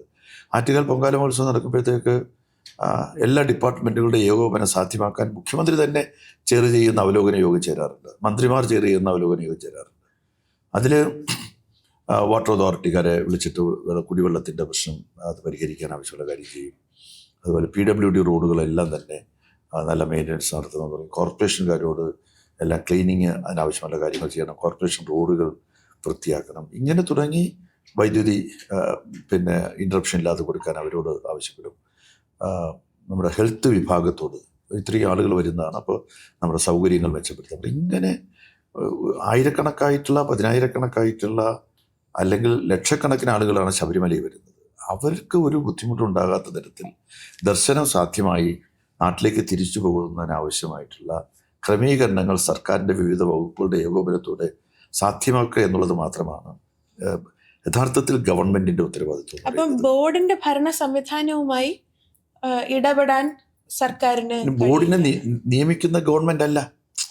ഇപ്പൊ 1949 ഒരു കവനന്റ് ഉണ്ട്, ഒരു ആക്റ്റാണത്. രാജഭരണകാലത്ത് നിശ്ചയിക്കപ്പെട്ടിട്ടുള്ള ഒരു ആക്റ്റാണ്.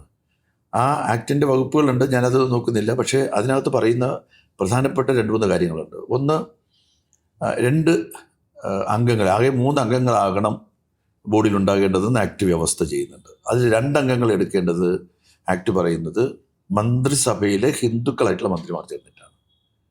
1971 പ്രീ വിപേഴ്സ് നിർത്തലാക്കുന്നത് വരെ ശരിക്കും രാജാവാണ് ഒരാളെ നിശ്ചയിച്ചിട്ടുണ്ടായിരുന്നത്. ഒരാളെ മാത്രമേ ഹിന്ദു മന്ത്രിമാർ നിശ്ചയിച്ചിരുന്നുള്ളൂ. പ്രീ വിപേഴ്സ് നിർത്തലാക്കിയപ്പോൾ രാജാധികാരം കൂടെ ഹിന്ദു മന്ത്രിമാരിൽ നിക്ഷിപ്തമായി. അങ്ങനെ 2 പേരെ ഹിന്ദു മന്ത്രിമാർ നിശ്ചയിക്കും. ഒരു ആളെ നിശ്ചയിക്കുന്നത് നിയമസഭയിലെ ഹിന്ദു MLA-മാരാണ്.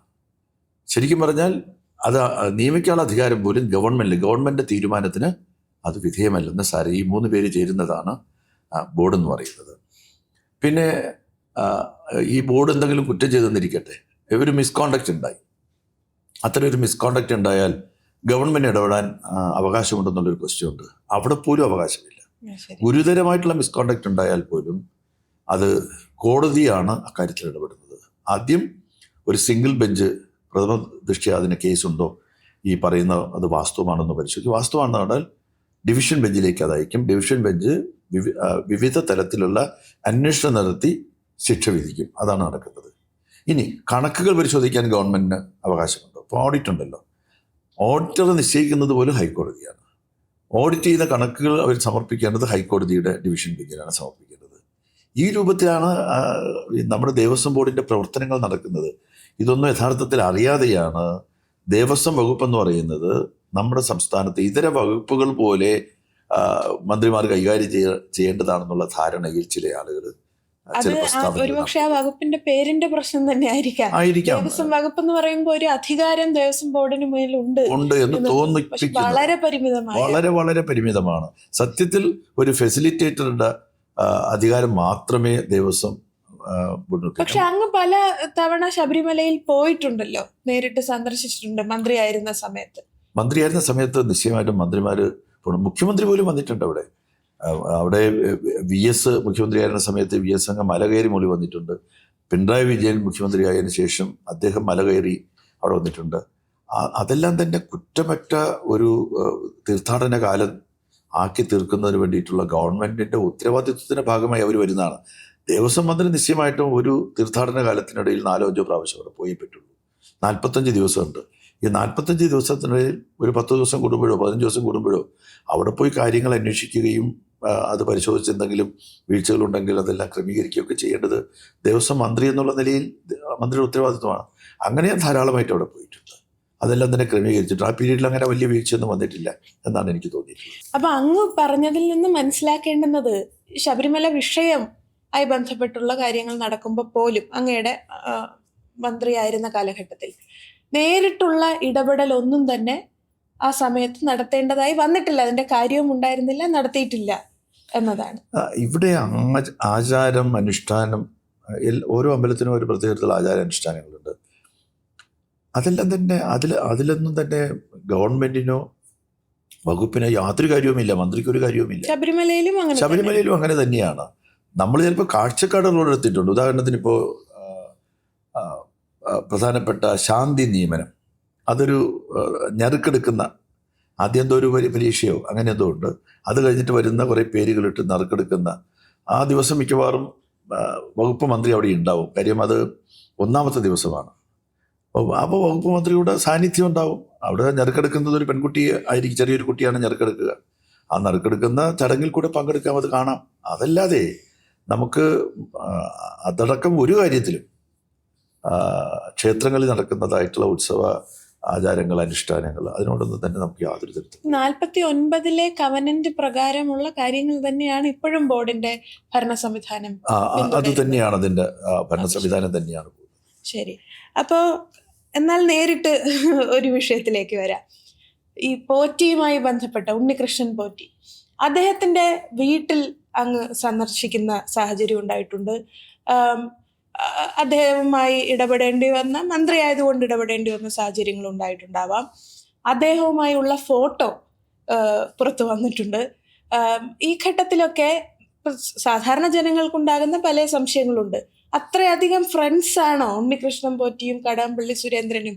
അങ്ങനെ ഒരു ഫ്രണ്ട്ഷിപ്പിന്റെ ആവശ്യമൊക്കെ ഒരു മന്ത്രിക്കുണ്ടോ എന്ന ചില സംശയങ്ങളും ഒക്കെ ആളുകൾക്ക് സ്വാഭാവികമായി ഉണ്ടാവാമല്ലോ. മാധ്യമങ്ങളിൽ അങ്ങനെയാണ് ഞങ്ങളൊക്കെ കാണുന്നത്.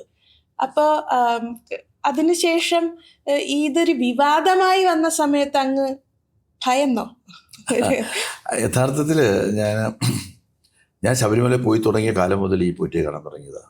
2016 മുതൽ ഉണ്ണികൃഷ്ണൻ പോറ്റിയ എന്നെല്ലാം ശബരിമല ഞാൻ പോയിട്ടുണ്ടോ അന്നെല്ലാം ഉണ്ണികൃഷ്ണൻ പോറ്റി അവിടെ കണ്ടിട്ടുണ്ട്. സത്യത്തിൽ 2025 ഈ ഒരു വിവാദ വാർത്ത വരുന്ന ദിവസം വരെ, ആ നിമിഷം വരെ എനിക്ക് പോറ്റിയെ സംബന്ധിക്കുന്ന ധാരണ എന്ന് പറയുന്നത് ഒരു 100% പെർഫെക്റ്റ് ആയിട്ടുള്ള സത്യസന്ധനായിട്ടുള്ള ഒരു അയ്യപ്പ ഡ്യൂട്ടിയായിട്ടാണ്. അതെ, ധാരണ എൻ്റെ അപ്പോഴത്തെ ധാരണ. ഞാനത് പരസ്യമായിട്ട് മാധ്യമങ്ങളോട് പറഞ്ഞിട്ട് എൻ്റെ ധാരണ അതായിരുന്നു. കാരണം അല്ലാതെ ഡിവോട്ടിയായിട്ടല്ലാതെ ഒരു ഘട്ടത്തിൽ പോലും എനിക്ക് അയാളെ കാണാൻ കഴിഞ്ഞിട്ടില്ല, കാണേണ്ട കാര്യം ഉണ്ടായിട്ടില്ല. അയാൾ തിരുവനന്തപുരത്തുകാരനാണ്, നമ്മുടെ കിളിമാനൂരിനടുത്ത് ഒരു പ്രദേശത്ത് താമസിക്കുകയാണ്. അപ്പോൾ അങ്ങനെ ഇരിക്കുമ്പോഴാണ് അയാൾ എപ്പോഴും കാണാറുണ്ട്, സംസാരിക്കാറുണ്ട്. അവിടെ ചെല്ലുമ്പോഴത്തേക്ക് ചിലപ്പോൾ ഞാൻ താമസിക്കുന്നതായിട്ടുള്ള ഗസ്റ്റ് ഹൗസിൽ വന്ന് കാണാറുണ്ട്. അയാൾ ഞാൻ മനസ്സിലാക്കിയത് അയാൾ ശബരിമലയിലെ വിവിധ വികസന പ്രവർത്തനങ്ങളിൽ താല്പര്യമുള്ള ഈ ഡോണർമാരെയും അതുപോലുള്ള ആളുകളെയും എല്ലാം തന്നെ അതിന് കൂടുതൽ സഹായം നൽകുന്നത് ഇതര സംസ്ഥാനത്തിലെ ആളുകളാണ്. ആന്ധ്രാപ്രദേശ്, തമിഴ്നാട്, കർണാടകം, അവരൊക്കെയാണ് യഥാർത്ഥത്തിൽ ഈ ശബരിമലയ്ക്ക് വേണ്ടിയിട്ടുള്ള വലിയ സ്പോൺസർമാരായിട്ട് വരുന്നത്. അവിടുത്തെ കേട്ടില്ലേ, അവിടുത്തെ വലിയ സ്വർണ്ണ കൊടിമരം എത്രയോ കോടി രൂപ ചെലവഴിച്ച് ഒരു കമ്പനി നിർമ്മിച്ചു കൊടുത്തിരിക്കുന്നു. അങ്ങനെയൊക്കെ ചെയ്യിക്കുന്നതിന് വേണ്ടിയിട്ട് അല്ലെങ്കിൽ അവരെല്ലാം പരിചയപ്പെടുത്തുകയോ ബന്ധപ്പെടുത്തുകയോ ചെയ്യുന്നതായിട്ടുള്ള ഒരാളാണ്. പിന്നെ ഇദ്ദേഹവും ഒരു വ്യവസായിയോ മറ്റോ ആണ്. അദ്ദേഹത്തിൻ്റെ വക അന്നദാനമൊക്കെ നടക്കാറുണ്ട്. അദ്ദേഹത്തിൻ്റെ വക അന്നദാനത്തിന് ക്ഷണിക്കാനായിട്ടാണ് ആദ്യമായിട്ട് എന്നെ വിളിക്കുന്നത്. ഞാൻ അവിടെ ചെല്ലുന്ന 1-ാം തീയതിയിലെ ദിവസമായിരുന്നു. അന്നാണ് അന്നദാനം തുടങ്ങുന്നത്. അന്നദാനം വിളമ്പി കൊടുക്കണമെന്ന് പറഞ്ഞ്, അത് സന്തോഷമുള്ള ഒരു കാര്യമായതുകൊണ്ട് നമ്മളത് പോയി വിളമ്പി കൊടുക്കുകയും വിളമ്പി കഴിക്കുകയൊക്കെ ചെയ്തിട്ടുണ്ടായിരുന്നു. അപ്പം അന്ന് മുതൽ എന്നെല്ലാം അവിടെ പോയിട്ടുണ്ട്. അപ്പോഴെല്ലാം ഇദ്ദേഹത്തെ കാണാതെ വളരെ നമ്മൾ കാണുമ്പോഴത്തേക്ക് വളരെ ഈ ചിത്രത്തിൽ കാണുന്ന പോലെ തന്നെയാണ്. നമുക്ക് വേറെ എന്തെങ്കിലും സാധുവായിട്ടുള്ള ഒരു നമ്പൂരി എന്നുള്ള നിലയിലല്ലാതെ എന്തെങ്കിലും തരത്തിൽ ഒരു കുഴപ്പം പിടിച്ച ഏതെങ്കിലും തരത്തിൽ തെറ്റുകൾ ചെയ്യുന്ന ഒരാളായിട്ട് നമുക്ക് മനസ്സിലാക്കാൻ സാധിച്ചിട്ടില്ല. ആ ഘട്ടത്തിലാണ് എന്നോട് കാണാം ഇങ്ങനെ ഒരു ശബരിമലയിലെ ഒരു മീറ്റിംഗ് പമ്പയിൽ വെച്ച് നടക്കുന്ന ഒരു വൈകുന്നേരം പമ്പയിൽ വെച്ച് നടക്കുന്ന ഒരു മീറ്റിങ്ങിന് അന്ന് നിയമസഭ കൂടുന്ന സമയമായിരുന്നു. വെള്ളിയാഴ്ച മറ്റാണെന്നാണ് എൻ്റെ ഒരു ഓർമ്മ.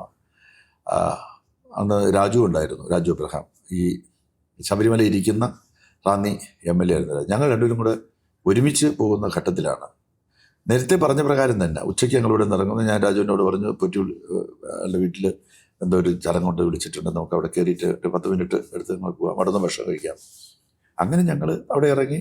അവിടെ പിന്നീടാണ് എനിക്ക് മനസ്സിലായത്, ഈ ചിത്രമെല്ലാം കണ്ടപ്പോഴാണ് 7 വർഷത്തിന് മുമ്പ് നടന്ന കാര്യമല്ലേ, അവിടെ എന്തിനാ പോയെന്നറിയാമെന്നുള്ളതല്ലാതെ എപ്പോഴാണ് പോയത്, എന്തിനാണ് പോയതെന്നൊന്നും എൻ്റെ ഓർമ്മയിലില്ല. ഞാൻ യഥാർത്ഥത്തിൽ ഇത് തന്നെ മനസ്സിലാക്കിയത് എൻ്റെ ഗൺമാന്മാരെ വിളിച്ച്, 3 ഗൺമാന്മാരുണ്ടായിരുന്നു. ആ ഗൺമാന്മാരെ വിളിച്ചാണ് ഇത് മനസ്സിലാക്കിയത്, നമ്മളവിടെ പോയിട്ടുണ്ടോ, പോയത് ഏത് കാര്യത്തിനാണ് പോയിട്ടുള്ളത്. അപ്പോൾ 3 ഗൺമാന്മാരിൽ ഒരു ഗൺമാൻ പറഞ്ഞു, സാബു എന്ന് പറയുന്ന ഗൺമാൻ, ഇപ്പോൾ പോലീസിൽ നിന്ന് റിട്ടയർ ചെയ്തു. സാബു എന്നോട് പറഞ്ഞു, സാർ നമ്മൾ ഒരു പ്രാവശ്യം വീട്ടിൽ പോയിട്ടുണ്ട്, അന്ന് അവിടുന്ന് നമ്മൾ ഭക്ഷണം കഴിച്ചിട്ടുണ്ട്. അപ്പോൾ ഞാൻ അയാളോട് ചോദിച്ചു, എന്താവശ്യത്തിനാണ് പോയതെന്ന് സാബുവിന് ഓർമ്മയുണ്ടോ എന്ന് ഞാൻ ചോദിച്ചു. അപ്പോൾ അത് സാബുവിന് ഓർമ്മയില്ല. ഞാൻ വിചാരിച്ചത് ഏതോ ഒരു കുട്ടിക്ക് എന്തോ ഒരു സമ്മാനം കൊടുക്കാൻ എന്ന് തന്നെയാണ് ഞാൻ വിചാരിച്ചത്. പിന്നീട് ഫോട്ടോ വന്നപ്പോഴാണ് പ്രായം ചെന്ന അച്ഛന് ഒരു സമ്മാനം കൊടുക്കുന്ന ഒരു ചിത്രം കണ്ടത്, അതിന് പോയതാണ്. പിന്നീടാണ് മനസ്സിലായത്, അത് മാത്രമല്ല വേറൊരു ആ കുടുംബത്തിൽ തന്നെ അയാളുടെ സഹോദരിയുടെ മകൾക്ക് എന്തോ വലിയ മാർക്കെല്ലാം കിട്ടിയ സമയത്ത് ഏതോ ഒരു ഉന്നത വിജയം കരസ്ഥമാക്കിയപ്പോൾ അതിനൊരു മൊമെന്റ് കൊടുക്കാനായിട്ട് പോയിട്ടുണ്ട്. അന്നെല്ലാം അദ്ദേഹം ദേവസ്വം വകുപ്പ് മന്ത്രി എന്ന നിലയിലുള്ള ബന്ധം പുലർത്താൻ ശ്രമിക്കുകയായിരുന്നു. നിശ്ചയമായിട്ടും ഇവരൊക്കെ അങ്ങനെയുള്ളവരാണല്ലോ. അവരൊക്കെ ഇപ്പോൾ ഞാൻ ദേവസ്വം മന്ത്രിയാണെങ്കിൽ ദേവസ്വം മന്ത്രിയുമായിട്ടൊരു ബന്ധമുണ്ടെന്നൊക്കെ ഒന്ന് സ്ഥാപിക്കാൻ വേണ്ടി ശ്രമിക്കുക. അതിനാണ് ഈ ഫോട്ടോ ഒക്കെ എടുക്കുന്നത്. സോണിയാഗാന്ധിയും ഉണ്ണികൃഷ്ണൻ പോറ്റിയും ഒക്കെയുള്ള ഒരു ഫോട്ടോ പുറത്തു വരുന്നത് തദ്ദേശ തെരഞ്ഞെടുപ്പിന് മുൻപേയാണ്. ആ സന്ദർഭത്തിൽ ഇടതുപക്ഷ നേതാക്കൾ ആരും ആ ഫോട്ടോ രാഷ്ട്രീയ പ്രചരണത്തിനായി ഉപയോഗിച്ചിരുന്നില്ല. അത് നിങ്ങളുടെ കുഴപ്പമില്ലേ? അത് നിങ്ങൾക്ക് അങ്ങനെ ഉപയോഗിക്കാമായിരുന്നല്ലോ. തെരഞ്ഞെടുപ്പിന് മുൻപേ വന്ന ഫോട്ടോയാണ് അത്. ആക്ച്വലി നമ്മൾ സോണിയാഗാന്ധിയെ പോലെ ഇന്ത്യയുടെ രാഷ്ട്രീയ രംഗത്ത് ഒരു സമുന്നത നേതൃത്വം കൈയാളുന്ന ഒരു വ്യക്തി ഏതെങ്കിലും തരത്തിൽ ഒരു മോശക്കാരനായിട്ടുള്ള ഒരാളെ തൻ്റെ വീട്ടിൽ വിളിച്ച് കയറ്റി ഇങ്ങനെ പിന്നെ സ്വർണം കൊണ്ടുള്ള അല്ലെങ്കിൽ നൂല് കൊണ്ടുള്ള എന്തോ കെട്ടിക്കൊടുക്കുന്നുണ്ട്, ചരടോ അല്ലെങ്കിൽ ബ്രേസ്ലെറ്റ് എന്തോ ഒക്കെ കെട്ടിക്കൊടുക്കുന്നുണ്ട്. അങ്ങനെ ചെയ്യുമെന്ന് ഞാൻ ഇപ്പോഴും വിചാരിക്കുന്നില്ല. ആ ഫോട്ടോ നോക്കുമ്പോൾ നമുക്ക് കാണാൻ കഴിയുന്നത് ഇപ്പോൾ ഈ കേസിൽ ഉൾപ്പെട്ട പോറ്റിയോടൊപ്പം തന്നെ ഈ സ്വർണം വാങ്ങിയെന്ന് പറയുന്നതായിട്ടുള്ള ഒരു വിദ്വാൻ വാങ്ങിയാളും അതിനകത്ത് നിൽക്കുകയാണ്. അപ്പോൾ അതിനകത്ത് വേറെന്തോ തരത്തിലുള്ള ആലോചനകൾ നടന്നിട്ടുണ്ട്. നമ്മുടെ പാർട്ടി ഒരിക്കലും ഇത്തരം കാര്യങ്ങൾ ഉപയോഗപ്പെടുത്തിക്കൊണ്ട് ഒരു രാഷ്ട്രീയ നേട്ടം ഉണ്ടാക്കുന്നതിന് വേണ്ടിയിട്ട് ശ്രമിക്കാറില്ല. അവിടെയെല്ലാം തന്നെ നമ്മൾ മാന്യത എപ്പോഴും പുലർത്താറുണ്ട്. അതിനുശേഷം അങ്ങയുടെ ഫോട്ടോ വെച്ച് ബാക്കി വിവാദങ്ങളും ഒക്കെ വരുന്നുണ്ട്.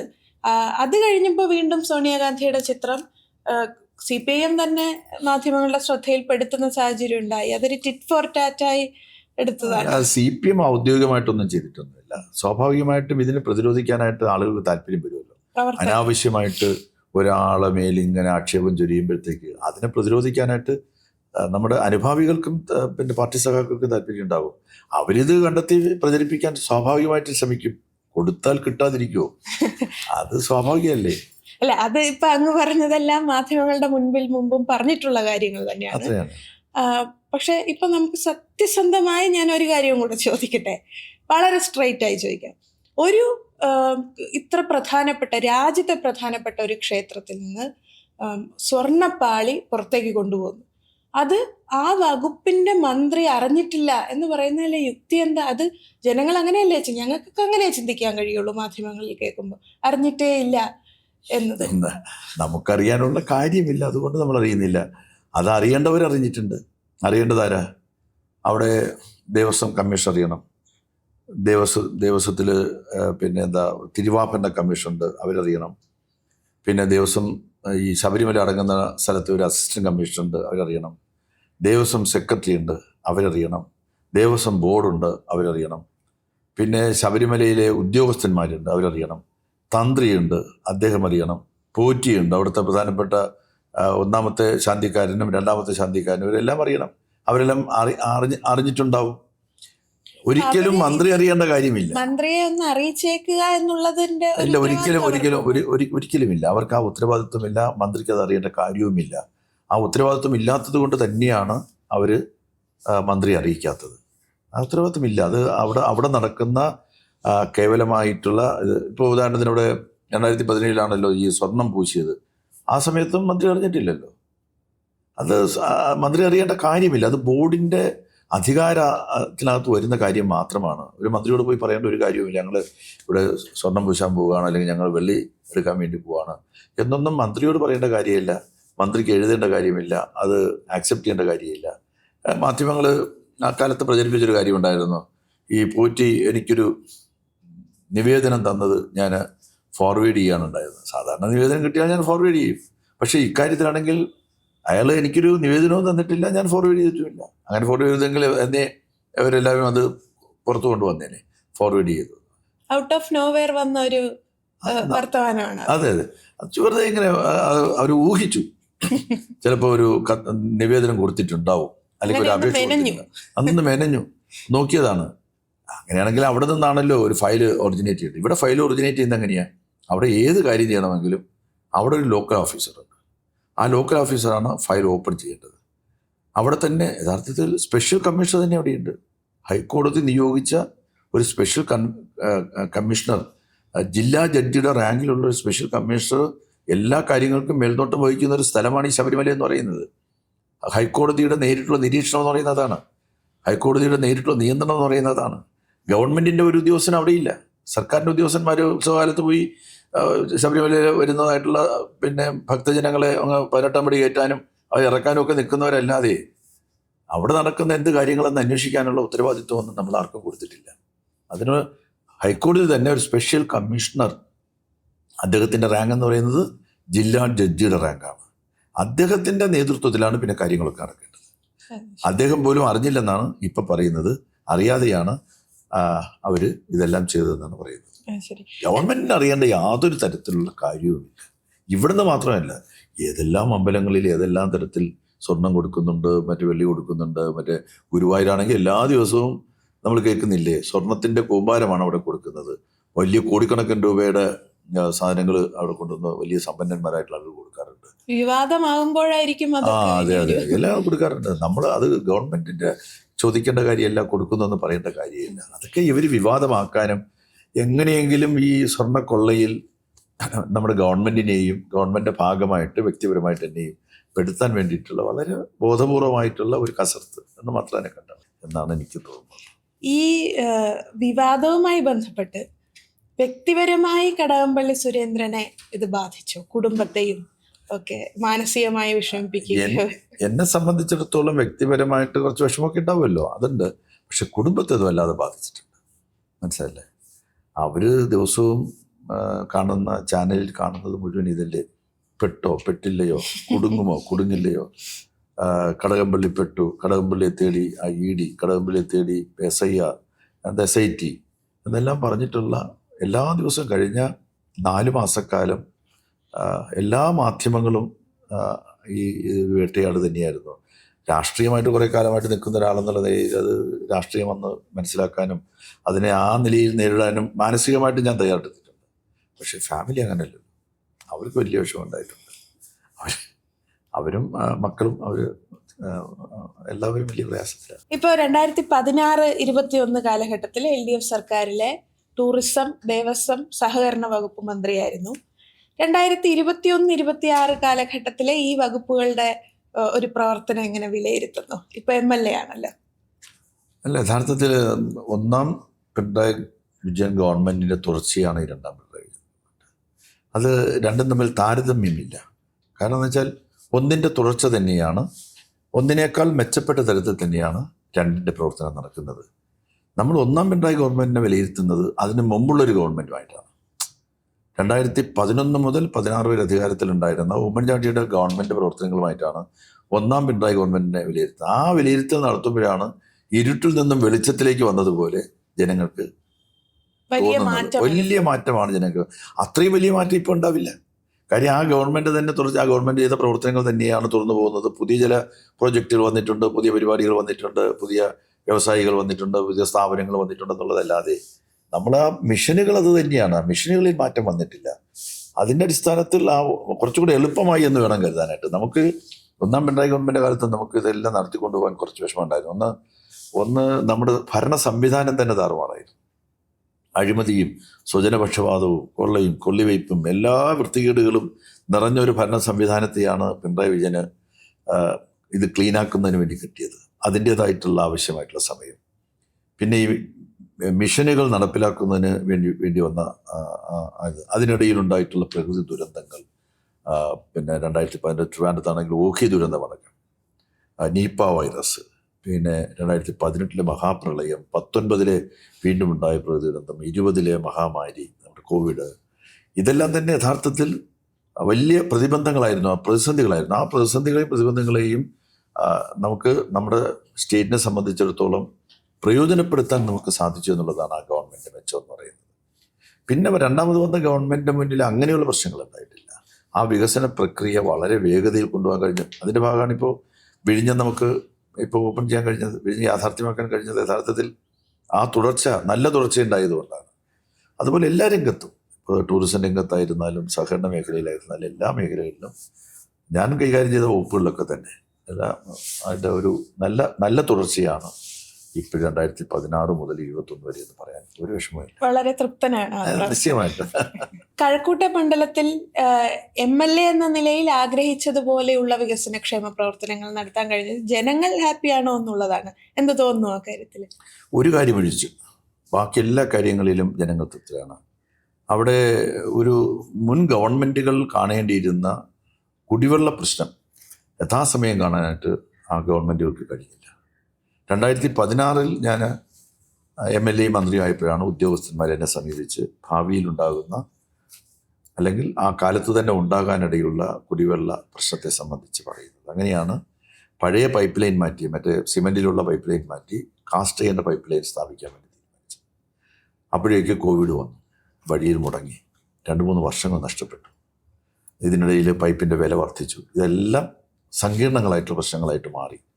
യഥാർത്ഥത്തിൽ ഒരു 21 മുമ്പ് അവസാനിക്കേണ്ടിയിരുന്നതായിട്ടുള്ള ആ നിർമ്മാണ പ്രവർത്തനങ്ങൾ അത് പല കാരണങ്ങളാൽ തടസ്സപ്പെട്ടു. ഇപ്പോൾ അത് നടന്നു വരികയാണ്. അത് പൂർത്തീകരിച്ചാൽ മാത്രമേ എൻ്റെ നിയോജക മണ്ഡലത്തിലെ എല്ലാ വാർഡുകളിലും സഫീഷ്യൻ്റായിട്ട് ആളുകൾക്ക് കുടിവെള്ളം കിട്ടുള്ളൂ. അപ്പൊ ഭാവിയിലെ കഴക്കൂട്ടത്തിലെ സാധ്യതകളായി കാണുന്നത് ഇപ്പൊ ഈ ഒരു പ്രശ്നം പരിഹരിക്കേണ്ടതായി ഇനിയും നിൽക്കുന്നുണ്ട്. പിന്നെ സാധ്യതകളും ഉണ്ടല്ലോ. സാധ്യതകൾ എന്ന് പറഞ്ഞാൽ അനന്ത സാധ്യതകളാണുള്ളത്.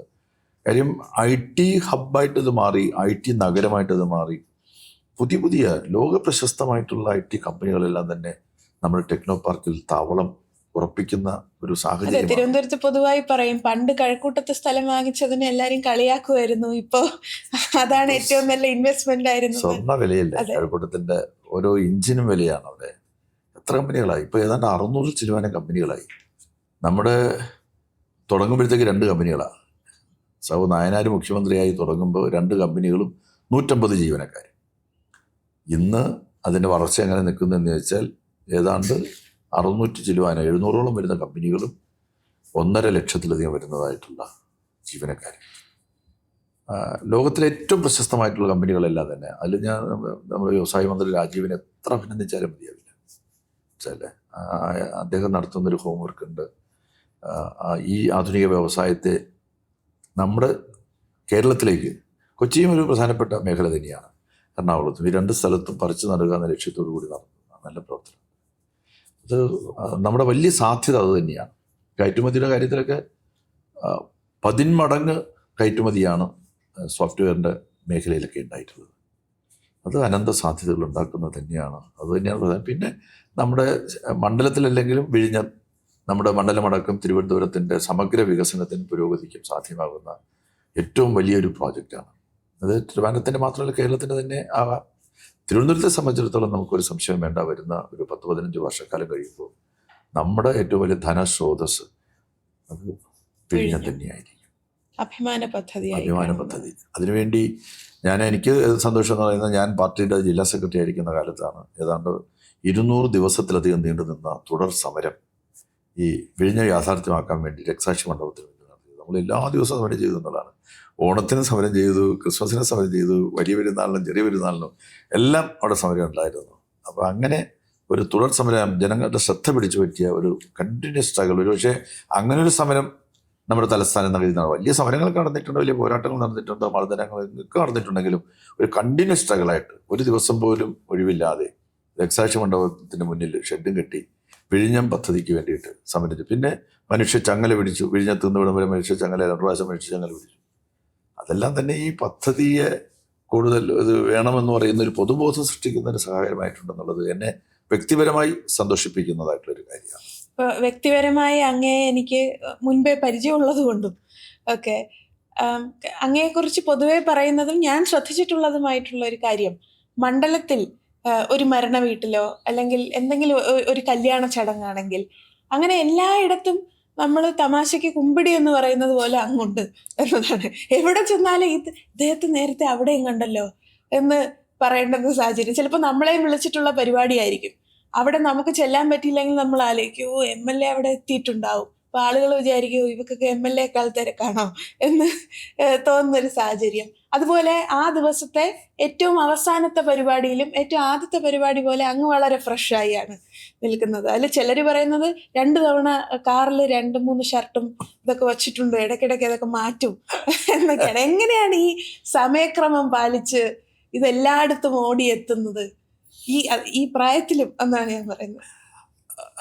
ഞങ്ങളെ കൂടി അതെന്താ വെച്ചാൽ നമുക്ക് നമ്മുടെ സമയത്തെ എങ്ങനെ നമ്മൾ ക്രമീകരിക്കണം എന്നുള്ളതാണ് നമ്മുടെ പ്രശ്നം. അതിന് പ്രയോറിറ്റി ഏതിന് കൊടുക്കണം എന്നുള്ളതാണ് നമ്മുടെ പ്രശ്നം. നമുക്ക് യഥാർത്ഥത്തിൽ ആവശ്യമുള്ള സമയമുണ്ട് എല്ലാറ്റിനും. പക്ഷേ പലപ്പോഴും നമ്മുടെ പ്രയോറിറ്റി ശരിയായിട്ടുള്ള രൂപത്തിലല്ല നമ്മൾ നിശ്ചയിക്കുന്നത്.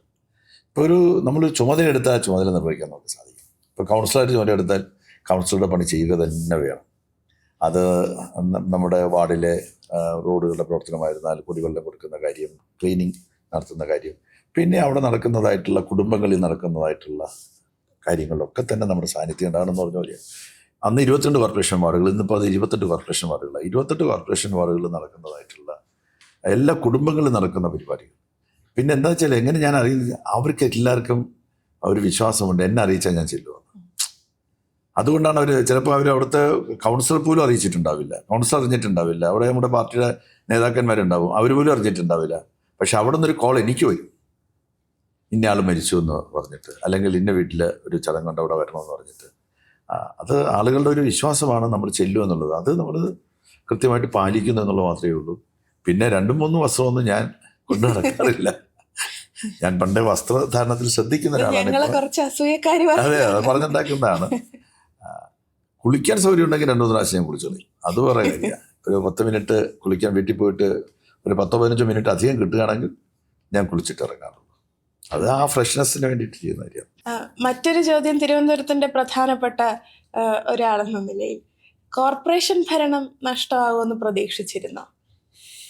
ഇല്ല, കോർപ്പറേഷൻ്റെ ഭരണം നഷ്ടമാകുമെന്ന് ഞാൻ ഒരിക്കലും പ്രതീക്ഷിച്ചില്ല. കാരണം കഴിഞ്ഞ കോർപ്പറേഷൻ്റെ ഭരണം വളരെ മെച്ചപ്പെട്ട ഭരണം തന്നെയായിരുന്നു എല്ലാ അർത്ഥത്തിലും. അത് മോശപ്പെടുത്തുന്നതിന് വേണ്ടിയിട്ടുള്ള വളരെ ബോധപൂർവമായിട്ടുള്ള ഒരു പരിശ്രമം നമ്മുടെ സമൂഹത്തിൽ നടന്നിട്ടുണ്ട്. നാളെയും നമ്മൾ മനസ്സിലാക്കേണ്ട കാര്യം തന്നെയാണ്. ഒരുപാട് നല്ല കാര്യങ്ങൾ ചെയ്ത നഗരസഭയാണ്. പക്ഷേ ആ നല്ല കാര്യങ്ങളൊന്നും പുറത്തു വരാതിരിക്കാനും ഉണ്ടായിട്ടുള്ള കൊച്ചു കൊച്ചു കുറവുകളെ പർവ്വതീകരിച്ച് അത് പൊതുസമൂഹത്തിൻ്റെ ചർച്ചാ വിഷയമാക്കാനും നമ്മുടെ ശത്രുക്കൾക്ക് സാധിച്ചു. നമ്മുടെ മാധ്യമങ്ങൾ അത്ര ശക്തമാണെന്ന് നമ്മൾ കരുതണം. എല്ലാവരും കൂടെ ചേർന്നത് ചെയ്തു എന്നുള്ളതാണ് കോർപ്പറേഷൻ്റെ നഷ്ടത്തിൽ വന്നു. പിന്നെ അന്നത്തെ പൊളിറ്റിക്കൽ സിറ്റുവേഷൻ, ഏത് തെരഞ്ഞെടുപ്പ് വിജയപരാജയത്തിൻ്റെ പിന്നിലും ആ സാഹചര്യം, രാഷ്ട്രീയ സാഹചര്യം ഒരു ഘടകമാണ്.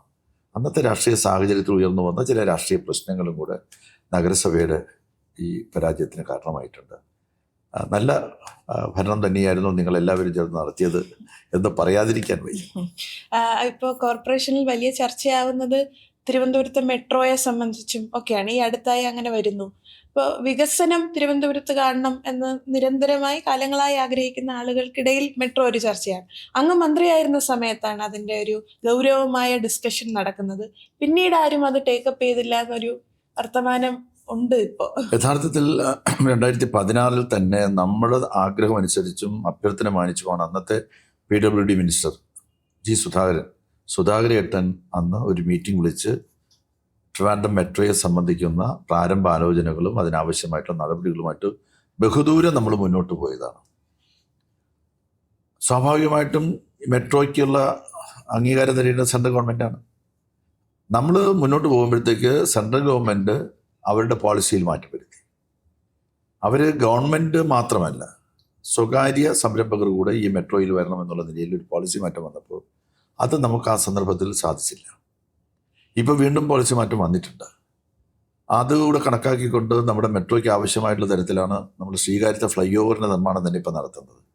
എന്തുവന്നാലും ശരി, മെട്രോ യാഥാർത്ഥ്യമാക്കുന്നതിന് വേണ്ടിയിട്ട് എങ്ങനെയാണോ വിഴിഞ്ഞം യാഥാർത്ഥ്യമാക്കാൻ വേണ്ടി നമ്മൾ നിന്നത്, ആ രൂപത്തിൽ തന്നെ നമ്മളും നമ്മുടെ പാർട്ടിയും ഉറപ്പായിട്ടും നിൽക്കും. യാതൊരു ആശങ്കയും തിരുവനന്തപുരത്തേക്ക് ഉണ്ടാകേണ്ട കാര്യമില്ല. മെട്രോ ഇവിടെ വരിക തന്നെ ചെയ്യും. വരുന്ന നാളുകൾ അതിനു വേണ്ടിയിട്ടുള്ള സമരത്തിൻ്റെ നാളുകളായിരിക്കും. കുറച്ച് വ്യക്തിപരമായ ചില ചോദ്യം, സോഷ്യൽ മീഡിയ അങ്ങ് ശ്രദ്ധിക്കാറുണ്ടോ? അതെ. ഏത് പ്ലാറ്റ്ഫോമിലാണ് സജീവമായി ഉള്ളത്? ഞാൻ ഫേസ്ബുക്കാണ് കൂടുതൽ ശ്രദ്ധിക്കുന്നതും. ഫേസ്ബുക്കിലൂടെ എനിക്ക് പറയാനുള്ള കാര്യങ്ങൾ ഞാൻ പറയാറുണ്ട്. ഇൻസ്റ്റാഗ്രാം ഒന്നും അത്ര ഫോളോ ചെയ്യുന്നില്ല. അപ്പൊ ഫേസ്ബുക്കിൽ കമന്റും ട്രോളൊക്കെ വരുമല്ലോ. ഇപ്പൊ കടകംപള്ളി സുരേന്ദ്രനെ വെച്ച് തന്നെ ഫോട്ടോ ഒക്കെ വെച്ച് ട്രോൾ വരാറുണ്ട്. അതൊക്കെ വായിക്കാറുണ്ടോ? ട്രോൾ കിട്ടുന്നതെല്ലാം വായിക്കാറുണ്ട് ഞാൻ. പിന്നെ ഇല്ല, ദേഷ്യമൊന്നും വരാറില്ല. നമുക്ക് ഓരോരുത്തരും ഇതിനകത്ത് പ്ലാൻ ചെയ്ത് ചെയ്യുന്ന ആളുകളുണ്ട്. ഒരു നല്ല കാര്യം നമ്മൾ ചെയ്താൽ, ഇപ്പോൾ ഉദാഹരണത്തിന് കഴക്കൂട്ടത്ത് മഹാദേവ ക്ഷേത്രം 14 കോടിയുടെ പ്രോജക്റ്റാണ് അവിടെ നമ്മൾ നടപ്പിലാക്കിയത്. ഇടത്താവളം എന്നുള്ള നിലയിലും അതുപോലെ തന്നെ ഒരു മണ്ഡപം എന്നുള്ള നിലയിലും മുഖ്യമന്ത്രി ഒന്ന് ഉദ്ഘാടനം ചെയ്ത ഇടത്താവളം. അപ്പോൾ 14 കോടി രൂപ ചെലവഴിച്ച് കേന്ദ്ര ഗവൺമെൻറ്റിൻ്റെ ഒരു സ്ഥാപനമാണ്, നാഷണൽ ബിൽഡിംഗ് കൺസ്ട്രക്ഷൻ കോർപ്പറേഷനാണ് ഈ കേരളത്തിലെ ഇടത്താവളങ്ങളുടെ പണിയെല്ലാം തന്നെ നിർവഹിച്ചത്. കേന്ദ്ര ഗവൺമെൻറ് എന്ന് വെച്ചാൽ BJP യുടെ ഗവൺമെൻറ്. അവർ നേരാമണത് ചെയ്തില്ല എന്നുള്ള വേറെ കാര്യം. നമ്മൾ അവരെ ഒഴിവാക്കാൻ പോലും ആലോചിച്ചതാണ്. പിന്നെ കേന്ദ്ര ഗവൺമെൻറ് സ്ഥാപനത്തെ ഒഴിവാക്കിയുള്ള ചീത്തപ്പേര് നമ്മൾ വാങ്ങണ്ടല്ലോ എന്ന് വിചാരിച്ചിട്ട് അവരെ നിർത്തിയതാണ്. അപ്പോൾ അതിനെ സംബന്ധിച്ച് ഈ നമ്മുടെ സാമൂഹ്യ മാധ്യമത്തിൽ വിശേഷിച്ച് ഫേസ്ബുക്കിലെല്ലാം വാർത്ത വന്നപ്പോൾ അതിൻ്റെ അടിയിൽ എത്ര കിട്ടി എന്ന് ചോദിച്ച ആളുകളുണ്ട്. അപ്പോൾ അങ്ങനെയൊക്കെ ഉള്ള ബോധപൂർവം ചെയ്യുന്ന കാര്യമല്ലേ അത്. നമ്മൾ ബോധപൂർവം ചെയ്യുന്നതാണെന്ന് കണ്ടാൽ മാത്രം അതങ്ങ് വിടും. നമുക്കതിനകത്ത് ശരി. യൂട്യൂബിൽ പാട്ടൊക്കെ കേൾക്കാറുണ്ടോ? പാട്ടൊക്കെ കേൾക്കാറുണ്ട്. സ്പോട്ടിഫൈയില് കേൾക്കാറുണ്ടോ? ഇല്ല, അറിയില്ല. അപ്പൊ ഈ ജെൻ ആൽഫ, ജെൻ ബീറ്റ ഇവരെയൊക്കെ ആയിട്ട് എങ്ങനെ സംവദിക്കും ഈ പുതിയ ബുദ്ധിമുട്ടാണോ? പുതിയ തലമുറയുമായിട്ട് ഇക്കാര്യത്തിൽ കുറച്ച് വിഷമമുണ്ട്. അതിപ്പോ നമ്മളെ സഹായിക്കാൻ പുതിയ തലമുറയെ പറ്റിയിട്ടുള്ള നമ്മുടെ കുട്ടികൾ തന്നെ ഉണ്ടാവുമല്ലോ. അവർക്ക് നമ്മളെ നന്നായിട്ട് സഹായിക്കുന്നതാണ്. ഇത്രയും അങ്ങ് പറഞ്ഞതിൽ നിന്ന് ചോദിക്കാനുള്ള ഒരു കാര്യം, ഇപ്പം മുൻപ് കരുണാകരനോട് ചോദിച്ചല്ലോ, തിരിഞ്ഞു നോക്കുമ്പോൾ അപ്പൊ അദ്ദേഹം തിരിഞ്ഞു നിൽക്കുന്ന ഒരു ചിത്രം കണ്ടിട്ടുണ്ട്. അതുപോലെ അല്ലെങ്കിലും കേരളത്തിന്റെ വളരെ പ്രധാനപ്പെട്ട രാഷ്ട്രീയ ഘട്ടങ്ങളിൽ എല്ലാം, രാഷ്ട്രീയ ചരിത്രത്തിലെല്ലാം അങ്ങ് സജീവ രാഷ്ട്രീയ പ്രവർത്തകനായിരുന്നു. ഇപ്പൊ അടിയന്തരാവസ്ഥയുടെ കാര്യം അങ്ങ് പറഞ്ഞു. വിഴിഞ്ഞത്തിന് വേണ്ടിയിട്ടുള്ള സമരത്തിന്റെ സമയത്ത് തിരുവനന്തപുരത്തെ ജില്ലാ സെക്രട്ടറി ആയിരുന്നു CPM-ന്റെ എന്ന് സൂചിപ്പിച്ചു. അപ്പോൾ സംഘടനാപരമായി പ്രധാനപ്പെട്ട ചുമതലകൾ, അതോടൊപ്പം ജനപ്രതിനിധിയായിരുന്നു ഏറെക്കാലം, MLA, മന്ത്രി, ഇപ്പോൾ കഴക്കൂട്ടം MLA. ഈ നീണ്ട ജീവിതം, പ്രധാന ജീവിതം, ഇതിൽ നിന്ന് എന്ത് ഉൾക്കൊള്ളുന്നു എന്നുള്ളതാണ് ഒരു നമുക്ക് കൊടുത്താൽ കിട്ടുമെന്നുള്ളതാണ് എൻ്റെ ഒരു വിശ്വാസ പ്രമാണം എന്ന് പറയുന്നത്. പോസിറ്റീവായും നെഗറ്റീവായും. അതെ, ഞാൻ പോസിറ്റീവായിട്ട് മാത്രമേ ഒരു ജനപ്രതിനിധി എന്നുള്ള നിലയിൽ എൻ്റെ സേവനം തേടി വരുന്ന ഒരാളോട് പോലും ഞാൻ കലഹിച്ചിട്ടില്ല. ഒരാളുടെ മുന്നിൽ ഞാൻ മുഖം കറുപ്പിച്ചിട്ടില്ല. ഒരാളുടെ മുന്നിൽ ഞാൻ തിരിഞ്ഞു നിന്നിട്ടില്ല. ചെയ്യാവുന്ന സഹായങ്ങളെല്ലാം തന്നെ കഴിഞ്ഞ 10, 40, 45, 50 വർഷക്കാലത്തെ എൻ്റെ രാഷ്ട്രീയ ജീവിതത്തിൽ ഞാൻ എല്ലാവർക്കും ചെയ്യാൻ വേണ്ടി ശ്രമിച്ചിട്ടുണ്ട്. അതൊന്നും പൂർണ്ണതയിലെത്തിയെന്നൊന്നും പറയാൻ വേണ്ടി സാധിക്കില്ല. നമ്മളങ്ങനെ ചെയ്തു കൊടുക്കാൻ പറ്റുന്ന ഒരാളുമല്ല. പക്ഷേ ഒരു നോട്ടം കൊണ്ട്, ഒരു വാക്കുകൊണ്ട്, ചിലപ്പോൾ മറ്റു തരത്തിലൊക്കെ തന്നെ ജനങ്ങളെ സഹായിക്കാൻ വേണ്ടിയിട്ട് തയ്യാറായിട്ടുണ്ട്. ഞാൻ രാഷ്ട്രീയം എന്ന കാര്യത്തിൽ നോക്കാറില്ല. അത് തന്നെയാണ് എൻ്റെ ജീവിത വിജയം എന്നാണ് ഞാൻ മനസ്സിലാക്കിയത്. എനിക്കെതിരായിട്ടുള്ള വലിയ ആക്രമണങ്ങൾ പല രൂപത്തിൽ നടക്കുമ്പോഴും ആളുകളുടെ മനസ്സിൽ ഞാനുണ്ട്. എൻ്റെ വിശ്വാസം അതാണ്.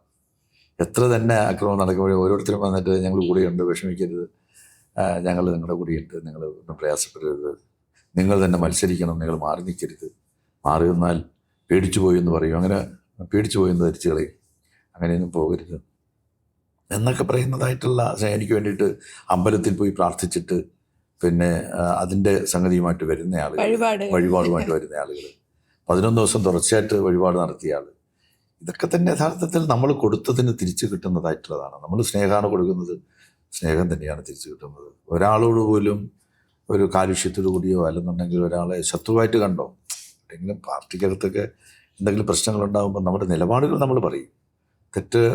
നമുക്ക് തെറ്റെന്ന് തോന്നുന്ന കാര്യങ്ങൾ തുറന്നു പറയാനും മടിക്കാറൊന്നുമില്ല. അതൊക്കെ പാർട്ടിക്കകത്തുള്ള കാര്യങ്ങളാണ്. എന്നാൽ പോലും ഒരു ശത്രുതാ മനോഭാവത്തോടു കൂടി ഒരു കുഞ്ഞിനെയും ഞാൻ ഇന്നുവരെ നോക്കി കണ്ടിട്ടില്ല, നാളെയും നോക്കി കാണാനായിട്ട് ഉദ്ദേശിക്കുന്നില്ല, ഭാവി മരിക്കുന്നതുവരെ അങ്ങനെ കാണില്ല. അതുവരെ അതാണ് ഈ തിരിഞ്ഞു നോക്കുമ്പോഴത്തേക്ക് രാഷ്ട്രീയ പ്രവർത്തന ജീവിതത്തിലും അതുപോലെ തന്നെ വ്യക്തി ജീവിതത്തിലുമൊക്കെ എനിക്ക് ഉണ്ടാക്കിയെടുക്കാൻ കഴിഞ്ഞതെന്നാണ് ഞാൻ കരുതുന്നത്. അത് തന്നെയാണ് നമ്മുടെ മുതലെന്ന് പറയുന്നത്, മുതൽക്കൂട്ട്, അല്ലെങ്കിൽ നമ്മുടെ എന്താ പറയുക, നമ്മുടെ സ്വത്ത് എന്ന് പറയുന്നത്. ആളുകൾക്ക് അങ്ങോട്ട് കൊടുത്ത സ്നേഹം അവരെല്ലാവരും 10 മടങ്ങ് എനിക്ക് ഇങ്ങോട്ട് തരുന്നു. എല്ലാവരും അങ്ങനെയാണ്. അപ്പൊ ആ സ്നേഹം അങ്ങേക്ക് എന്നും ഉണ്ടാവട്ടെ, എന്നും നിലനിൽക്കട്ടെ എന്ന് നമുക്കും അങ്ങനെയൊക്കെ തന്നെയാണ്. ചെറുപ്പക്കാർക്കിടയിലും ഒക്കെ അങ്ങയോട് ആ സ്നേഹം ഉണ്ട് എന്ന് മാത്രം സൂചിപ്പിച്ചുകൊണ്ട് ഈ പരിപാടിയിൽ പങ്കെടുത്തതിനുള്ള നന്ദി കൂടി അറിയിക്കുന്നു. Thank you. നന്നായിരിക്കട്ടെ.